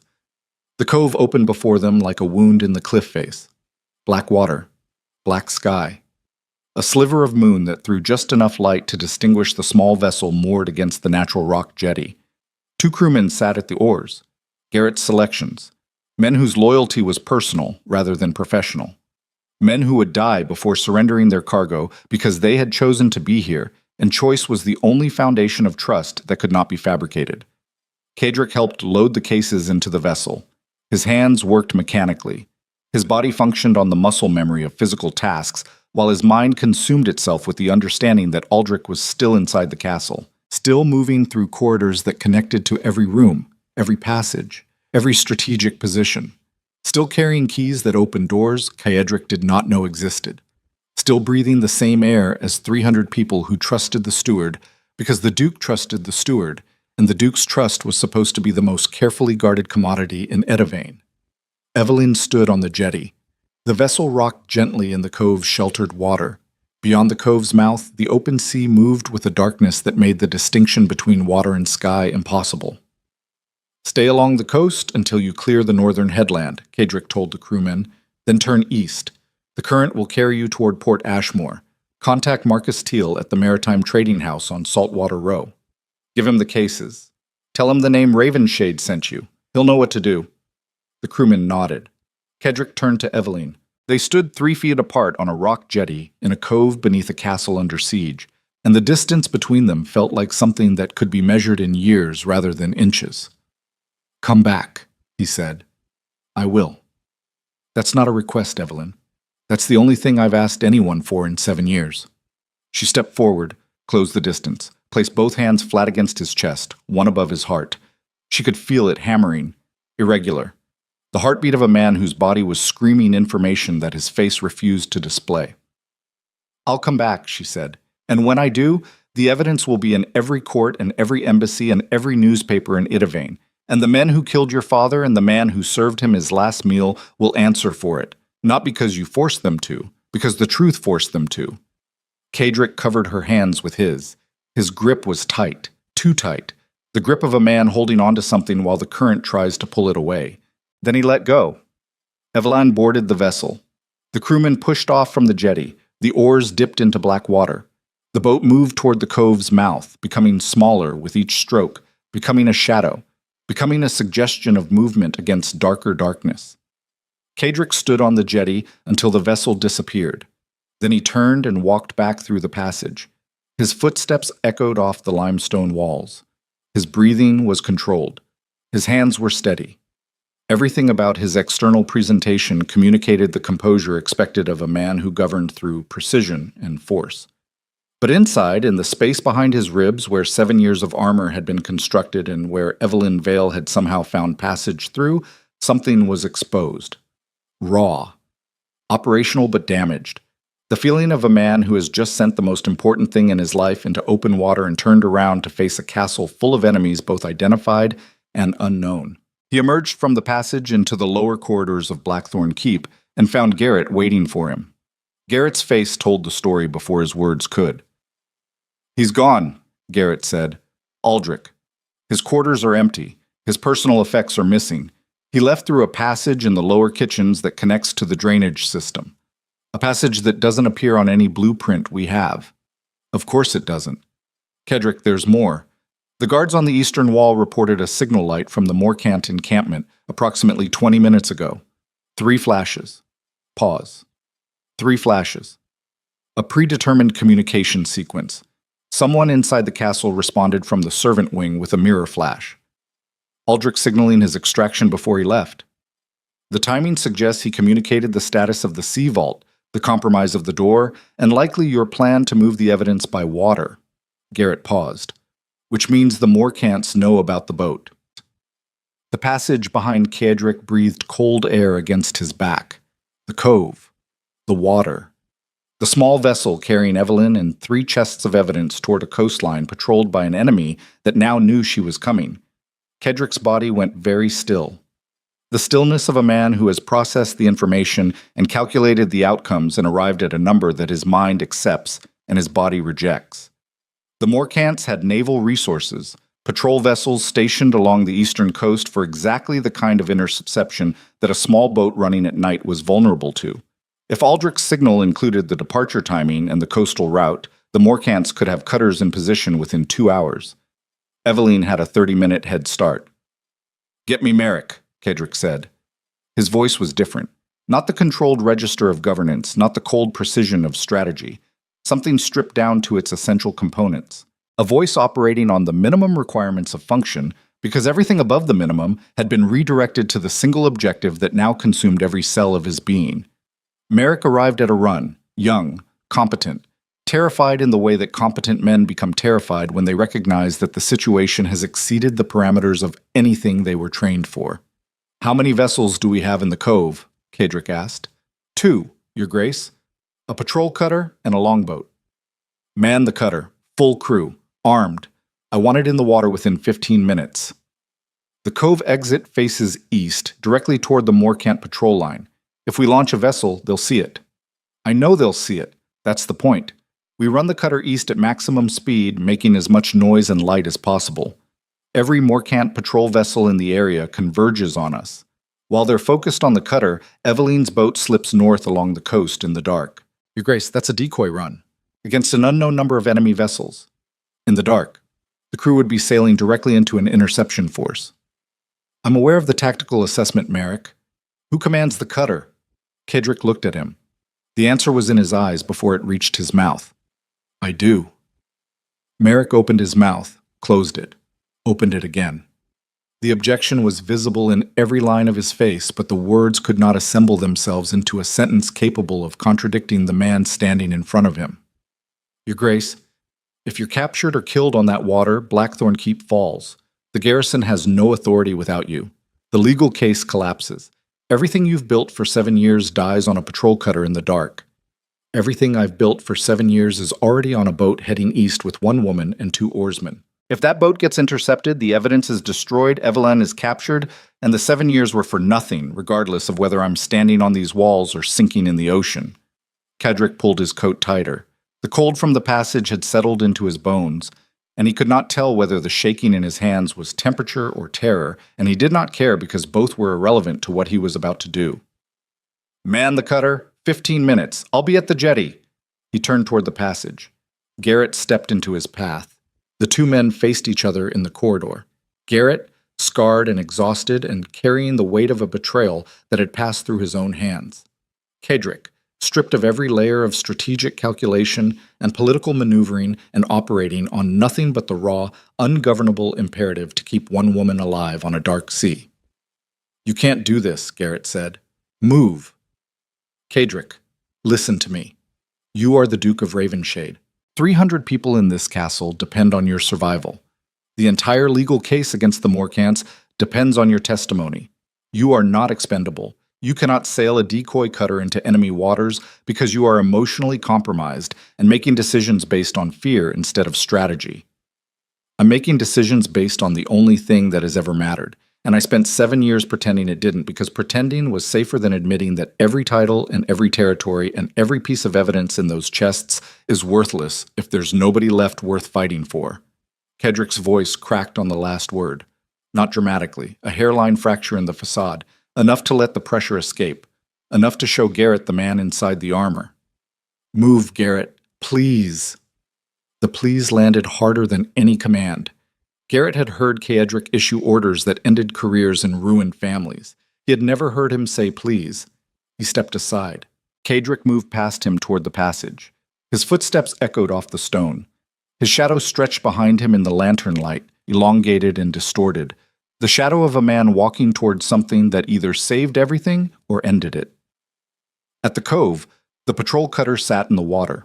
8 crewmen at their stations, oars ready. A lantern mounted at the prow that could be lit to maximum brightness, turning the vessel into a beacon visible for miles across open water. Kedrick boarded. The vessel rocked under his weight. He moved to the stern and gripped the tiller. Light the lantern, he said. The flame caught. Yellow light exploded across the dark water. The cove walls reflected it back in rippling patterns that turned the enclosed space into something theatrical, a stage set for an act that had no rehearsal and no guarantee of a second performance. Take us out, Kedrick said. The oars bit the water. The cutter surged forward. The cove mouth approached, a gap in the cliffs where sheltered water met open sea, where the controlled environment of stone and strategy gave way to the uncontrollable reality of wind and current and 600 men who wanted him dead. The cutter cleared the cove. Open water. Open sky. The moon casting just enough light to turn the sea surface into a field of shifting silver.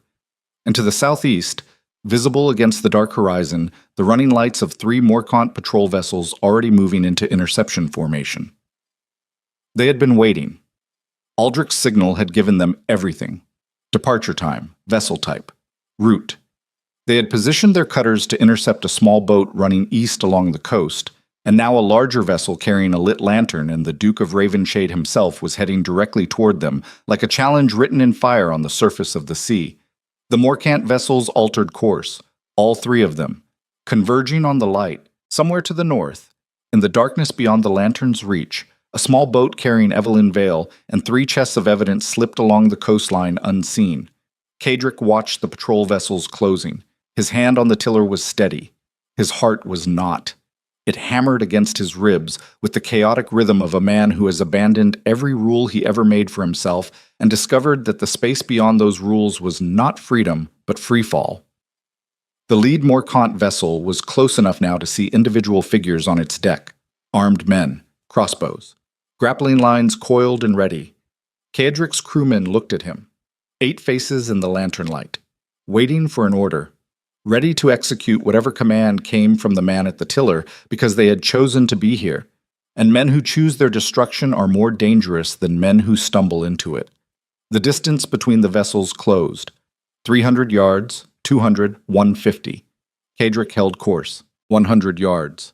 The lead vessel fired a warning shot. A crossbow bolt punched through the water 2 feet from the cutter's hull. The crack of the bowstring carried across the gap between them like a question that demanded an immediate answer.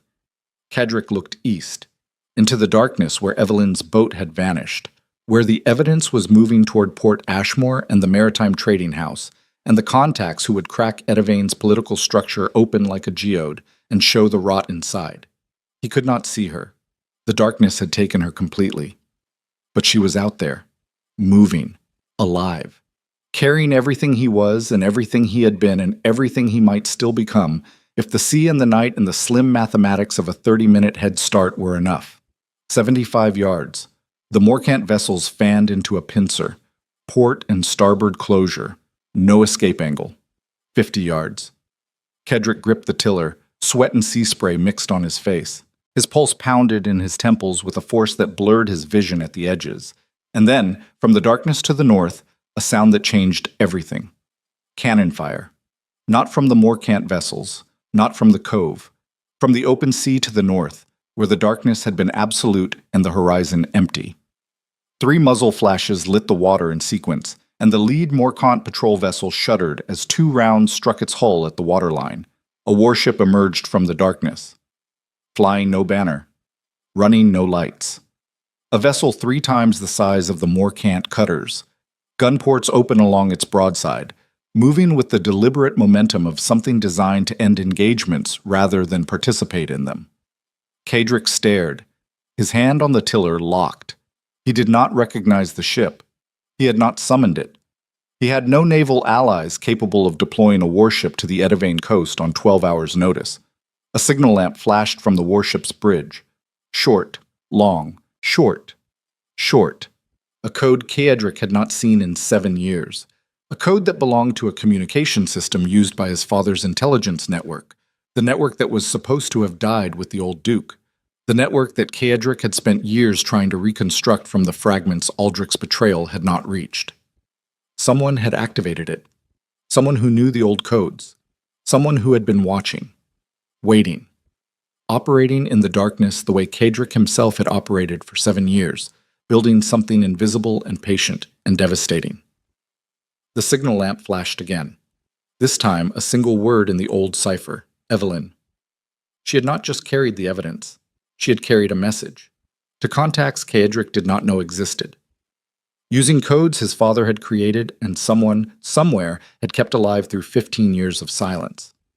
The warship fired again. The second Morcant vessel took a hit to its mast. Canvas and rigging collapsed into the water. The third vessel broke formation and ran south. Kadrick stood at the tiller of his cutter, surrounded by 8 crewmen, drenched in spray and sweat, his heart slamming against the inside of his chest so hard he could feel it in his teeth, and watched a ghost ship dismantle the Morcant naval line with the systematic precision of something that had been waiting a very long time for exactly this night. The lead Morcant vessel was sinking, its crew abandoned into lifeboats. The second was crippled and drifting. The third was a retreating light on the southern horizon. And from the warship's bridge, the signal lamp flashed one final sequence. Hold position. Dawn changes everything. Kadrick's hand trembled on the tiller. He looked north, where Evelyn's boat was now beyond any interception. He looked east, where the first gray suggestion of dawn was beginning to separate the sea from the sky. He looked at the warship, sitting dark and massive on the water like something that had risen from the seafloor specifically to rewrite the rules of a war that Kaedric had believed he was fighting alone. Dawn was coming, and with it, the battle for Blackthorn Keep would enter its final hours. The Morkant army on land. Aldrich's betrayal inside the walls. The evidence racing toward Port Ashmore in a small boat crewed by 2 men and 1 woman who had somehow activated a dead man's intelligence network from the deck of a vessel in the dark. Kaedric turned the cutter back toward the cove. Behind him, the warship held its position on the dark water, guns trained south, waiting for the dawn that would change everything. And Kedrick Ravenshade, soaked and shaking and alive in a way that had nothing to do with survival and everything to do with the terrifying discovery that he was no longer the most dangerous piece on the board, sailed toward a castle he might not be able to hold, and a war he could no longer fight alone, and a future that depended entirely on whether a woman in a small boat had made it past the darkness. His hands gripped the tiller. His eyes burned from salt. His chest ached with the specific pain of a man who has spent 7 years clenching his fist around his own heart, and has just, involuntarily, opened it. Dawn was 40 minutes away. Dawn broke over Blackthorn Keep the color of bruised steel. Gray light spreading across the sea, turning the water from black to iron, revealing the damaged Morkant patrol vessel listing heavily to port a half-mile from the coast. Its crew had abandoned to lifeboats that bobbed in the swell like discarded teeth. The warship sat motionless on the water to the north, a dark silhouette against the brightening horizon. Its gun ports still open, its signal lamp dark. Waiting. Kaedric reached the cove at 5:12 in the morning. His clothes were soaked. Salt had dried white across his coat and in his hair and along the lines of his face, making him look older than 30, making him look like something the sea had tried to dissolve and failed. He climbed the passage from the jetty to the lower corridors with the mechanical precision of a body operating on adrenaline residue and nothing else. His muscles burned, his hands were raw from the tiller. His heartbeat had not returned to normal since the cannon fire, maintaining a tempo that felt less like circulation and more like a sustained argument between his body's demand for rest and his mind's refusal to permit it. Garrett met him at the passage entrance. The older man's face carried the particular exhaustion of someone who has spent the last 4 hours managing a crisis while simultaneously processing a personal failure so complete that the word failure felt inadequate. Aldrich's betrayal had passed through Garrett's hands. Every background check, every reference verification, every professional assessment that had deemed the steward trustworthy had been conducted under Garrett's authority. The fact that the deception was 15 years deep and professionally impenetrable did not diminish the weight of it. If anything, the sophistication of the betrayal made Garrett's failure feel more architectural. Not a crack in the wall. A load-bearing column that had been hollow from the day it was installed. "Status," Kaedric said. "The Morkant ground force has not moved. 600 riders still holding position on the southern road. No assault attempt since the probing action yesterday evening. They're waiting." For what? For confirmation from their naval element, which they're not going to get because their naval element is currently sinking. Garrett paused. The warship to the north has made no attempt at communication since the signal lamp exchange. No banner, no identification. I have no explanation for its presence. Neither do I. But someone on that ship knew my father's cipher codes. Someone who has been monitoring Blackthorn Keep's situation closely enough to deploy a warship to exact coordinates at the exact moment of maximum tactical value. That doesn't happen by accident.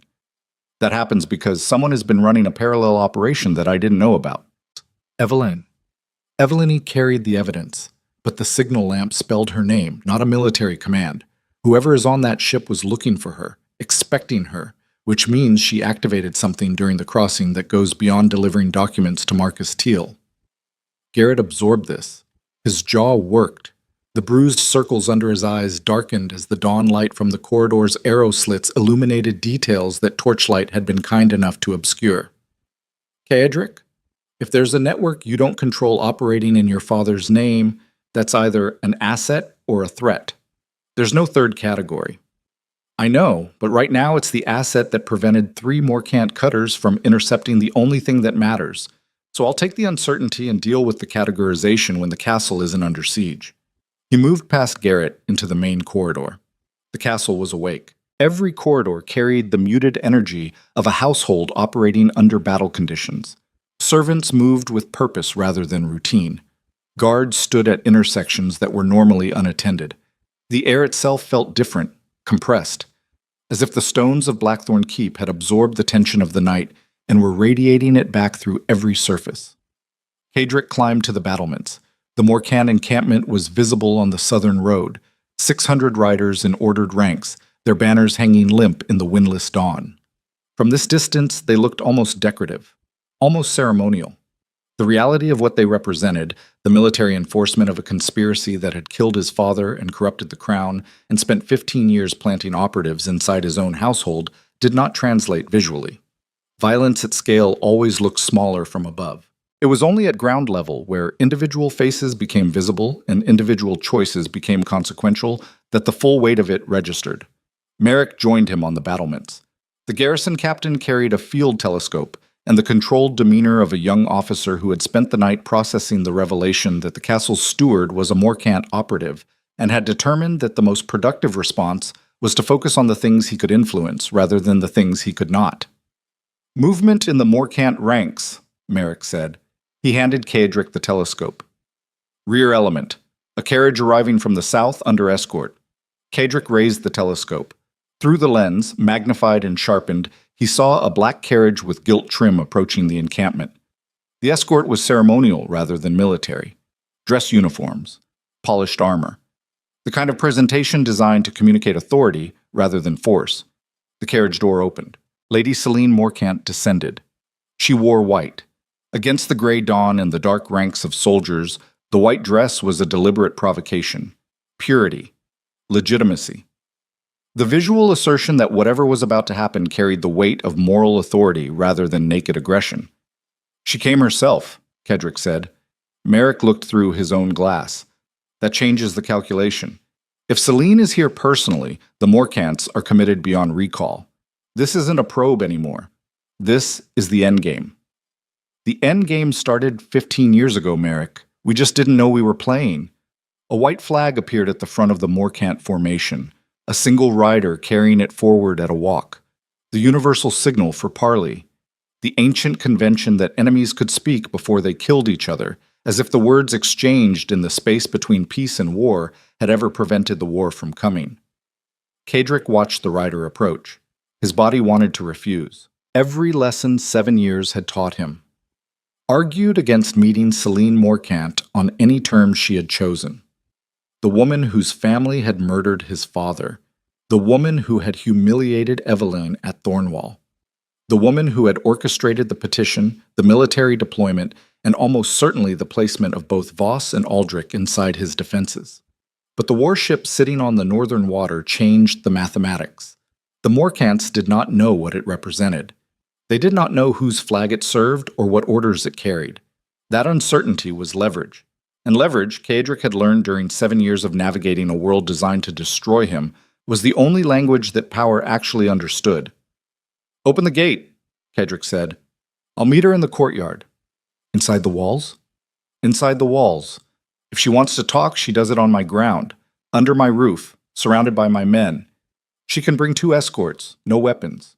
If she refuses those terms, she can sit on the road until the provisions in those 8 wagons run out, and her 600 riders start wondering whether Lady Morcant's political ambitions are worth starving for." The terms were delivered. Celine accepted. She entered Blackthorn Keep at 7:15 in the morning, flanked by 2 officers whose ceremonial swords had been confiscated at the gate and replaced with the specific discomfort of men who understood they were inside a hostile castle with no means of fighting their way out. The courtyard was lined with Ravenshade soldiers, not an excessive display, not a theatrical demonstration of force, simply every available man standing at attention in formations that communicated readiness without aggression. Cadric waited at the top of the main stairs. He had changed into clean clothing, dark coat, dark boots. No ceremonial decoration, no sword. The absence of a weapon was its own statement. A man who meets his enemies unarmed either trusts his position completely or has stopped caring about his own survival. Both options were unsettling. Celine climbed the stairs, each step measured. Her white dress moved against the dark stone like something that did not belong here and knew it. Her face was composed, beautiful in the architectural way that Cadric had always associated with her. A face designed rather than grown. Every feature positioned for maximum impact. Every expression calculated for optimal effect. She stopped 2 steps below him, a positioning choice that forced her to look up. She did not appear to mind. Some people understood that looking up at a man you intended to destroy was more powerful than meeting him at eye level, because it allowed him to believe he held the advantage right up until the moment he discovered he did not. "Your Grace," she said, "Lady Celine, I've come to offer terms." "I heard. Your terms arrived yesterday in the form of 600 soldiers and a judicial writ that was signed after your army was already in motion. Forgive me if I approach this conversation with a certain skepticism about your commitment to diplomatic process. The military deployment was a precaution. The writ is legitimate. Miss Vale's guardianship arrangement violates established law, and the Crown Judiciary has ruled accordingly. I'm here to execute that ruling peacefully. Peacefully, with 600 armed riders. Peacefully, with the understanding that resistance to a Crown ruling carries consequences that neither of us wants to explore." Kedrick studied her. The morning light was harsh.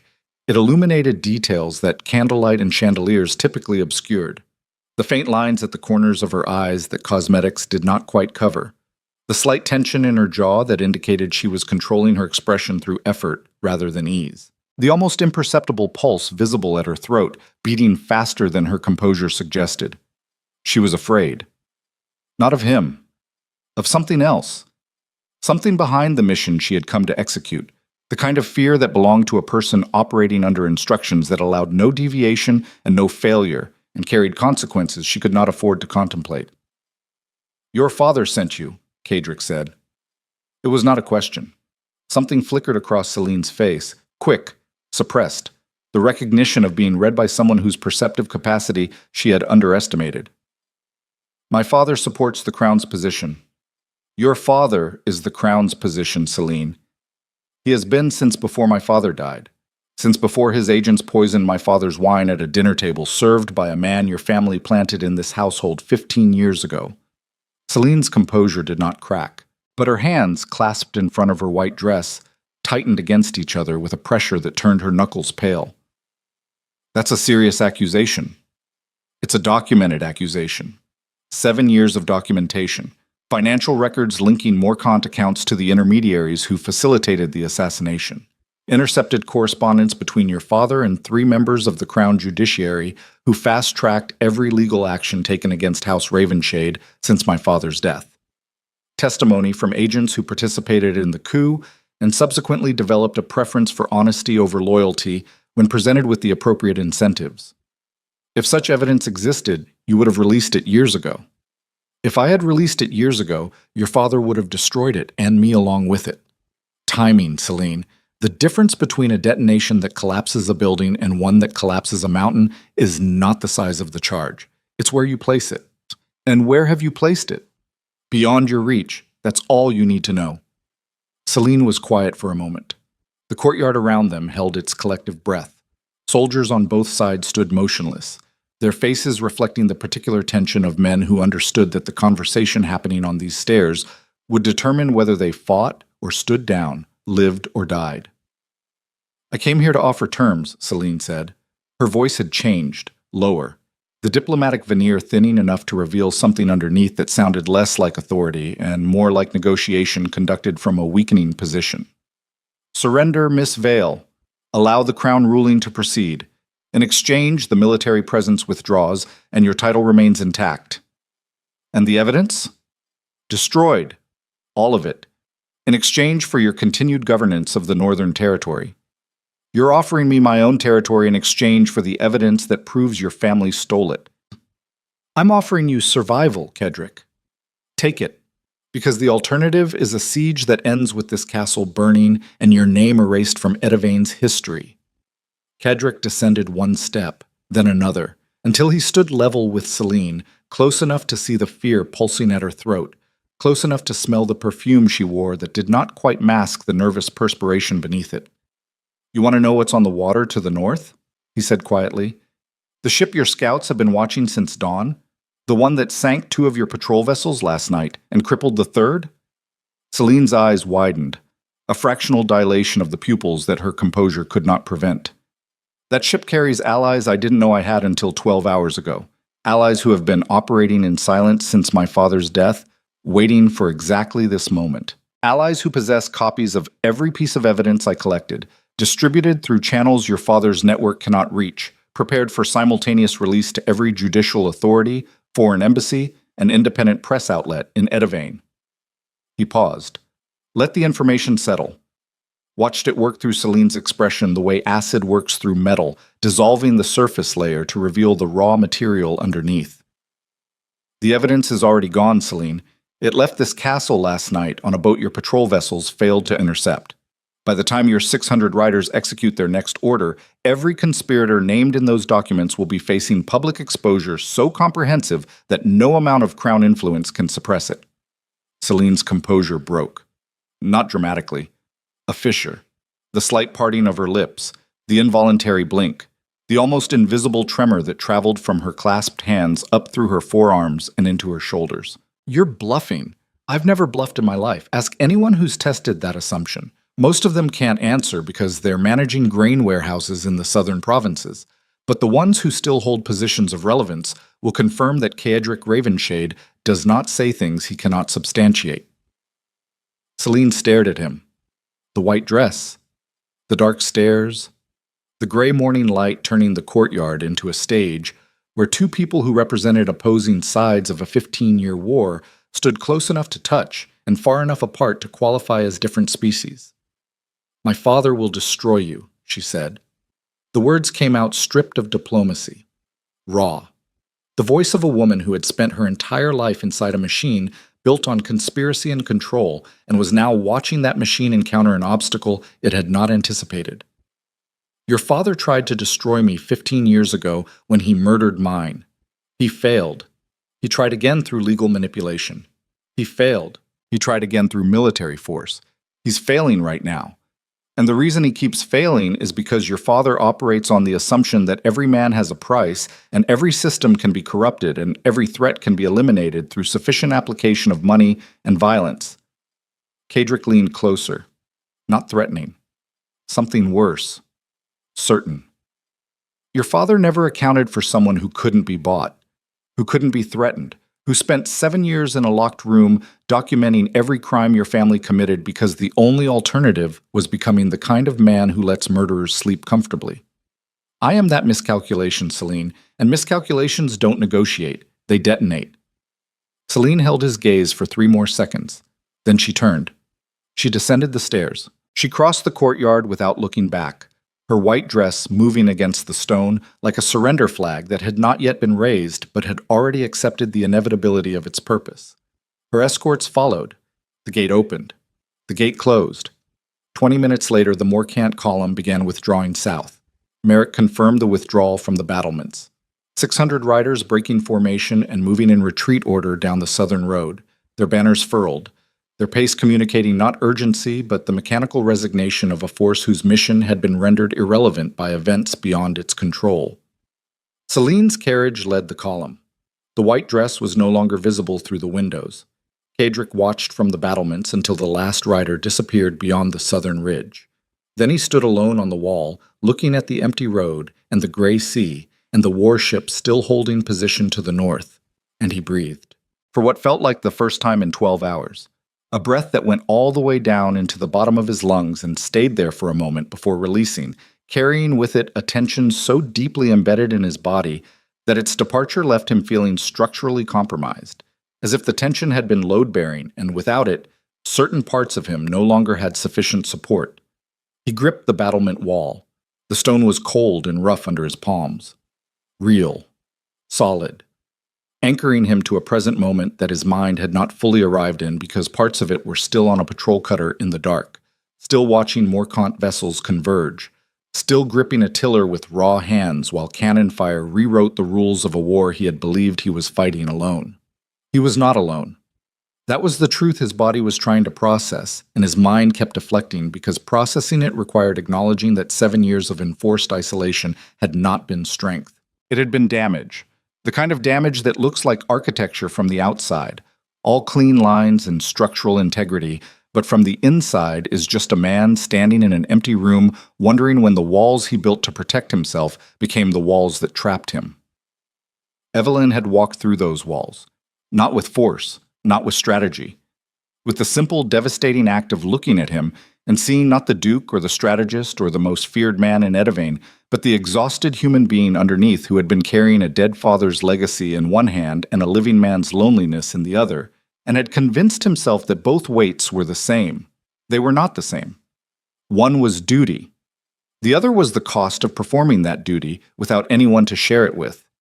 And the difference between those two things was the difference between a man who survives and a man who lives. And Kaedric had been surviving for so long that he had forgotten the distinction existed. He remembered now. 3 days passed before the warship made contact. A longboat launched from its side on the morning of the third day, carrying 4 men in unmarked uniforms and a sealed leather case. They approached Blackthorn Keep's cove with the calm efficiency of professionals who had done this before, navigating the tidal access with a familiarity that suggested they knew the cove's geography from something other than charts. Garrett met them at the jetty. He brought the sealed case to Kaedric's study. Inside was a letter, handwritten.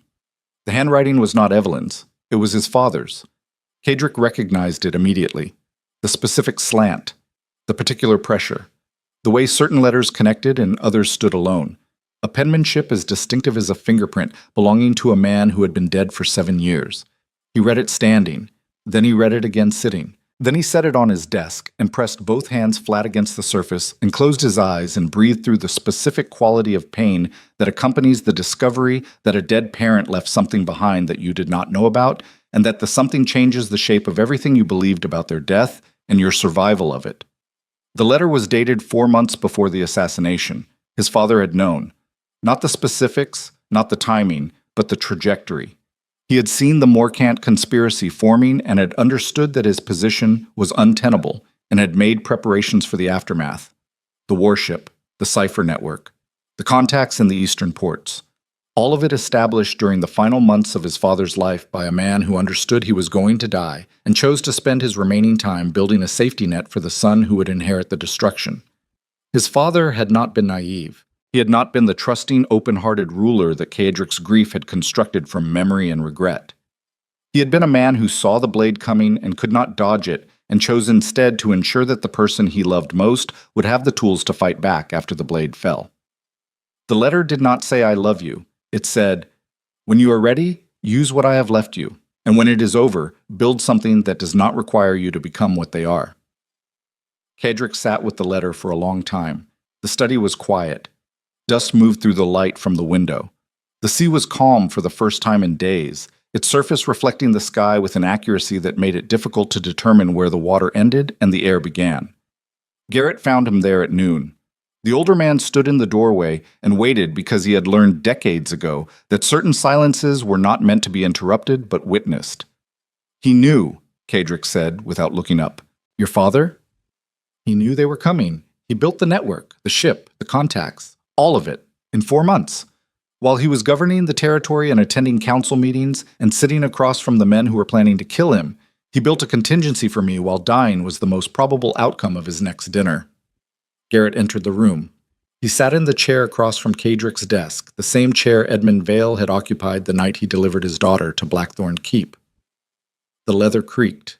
The sound was mundane, ordinary. The kind of sound that belongs to a world where men sit in chairs and have conversations, and the weight of history does not press down on every surface like gravity multiplied. "Your father was the most strategic man I ever served," Garrett said.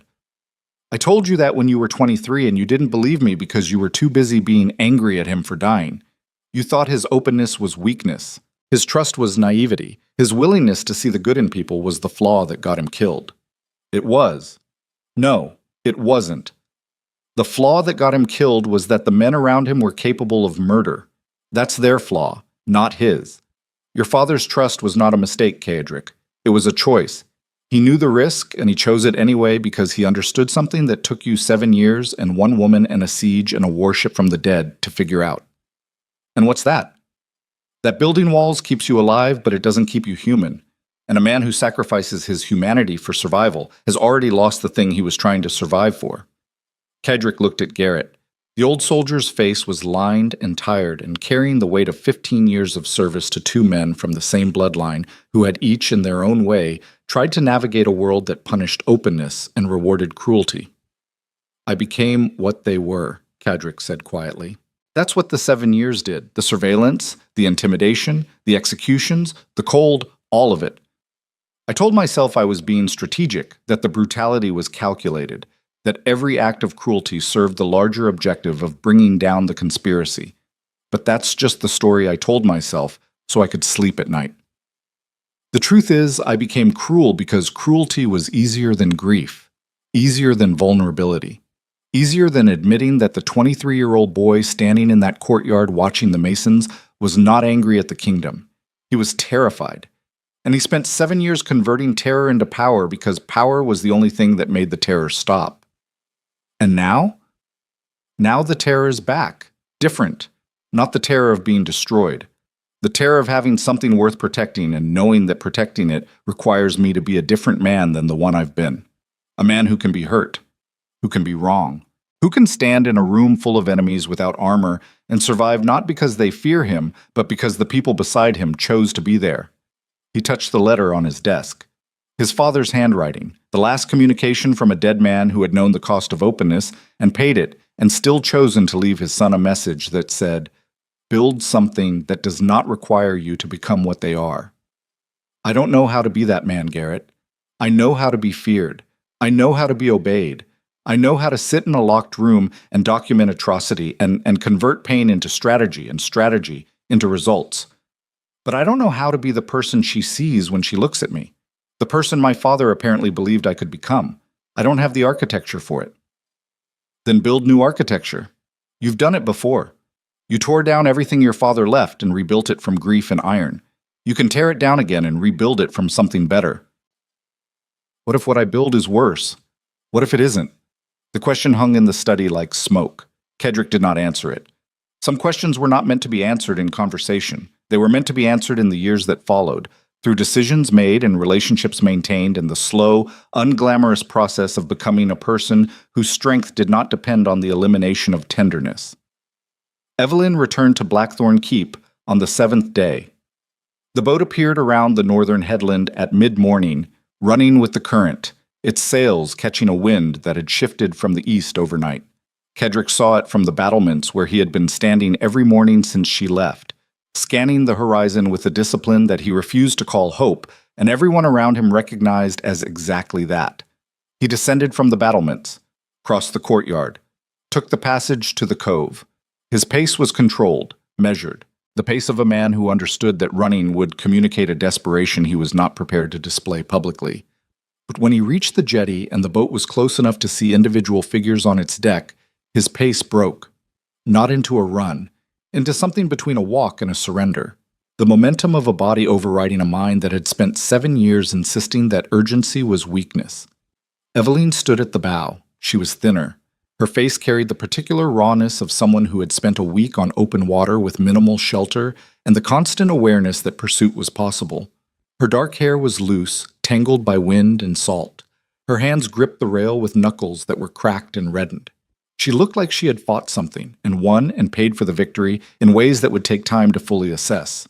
The boat reached the jetty. Ropes were secured. Evelyn stepped onto the stone platform and stood 3 feet from Kedrick in the gray light of the cove, surrounded by the sound of water lapping against rock and the distant cry of seabirds and the silence of 2 people who had said everything important during their last meeting and now needed to determine whether the words still held.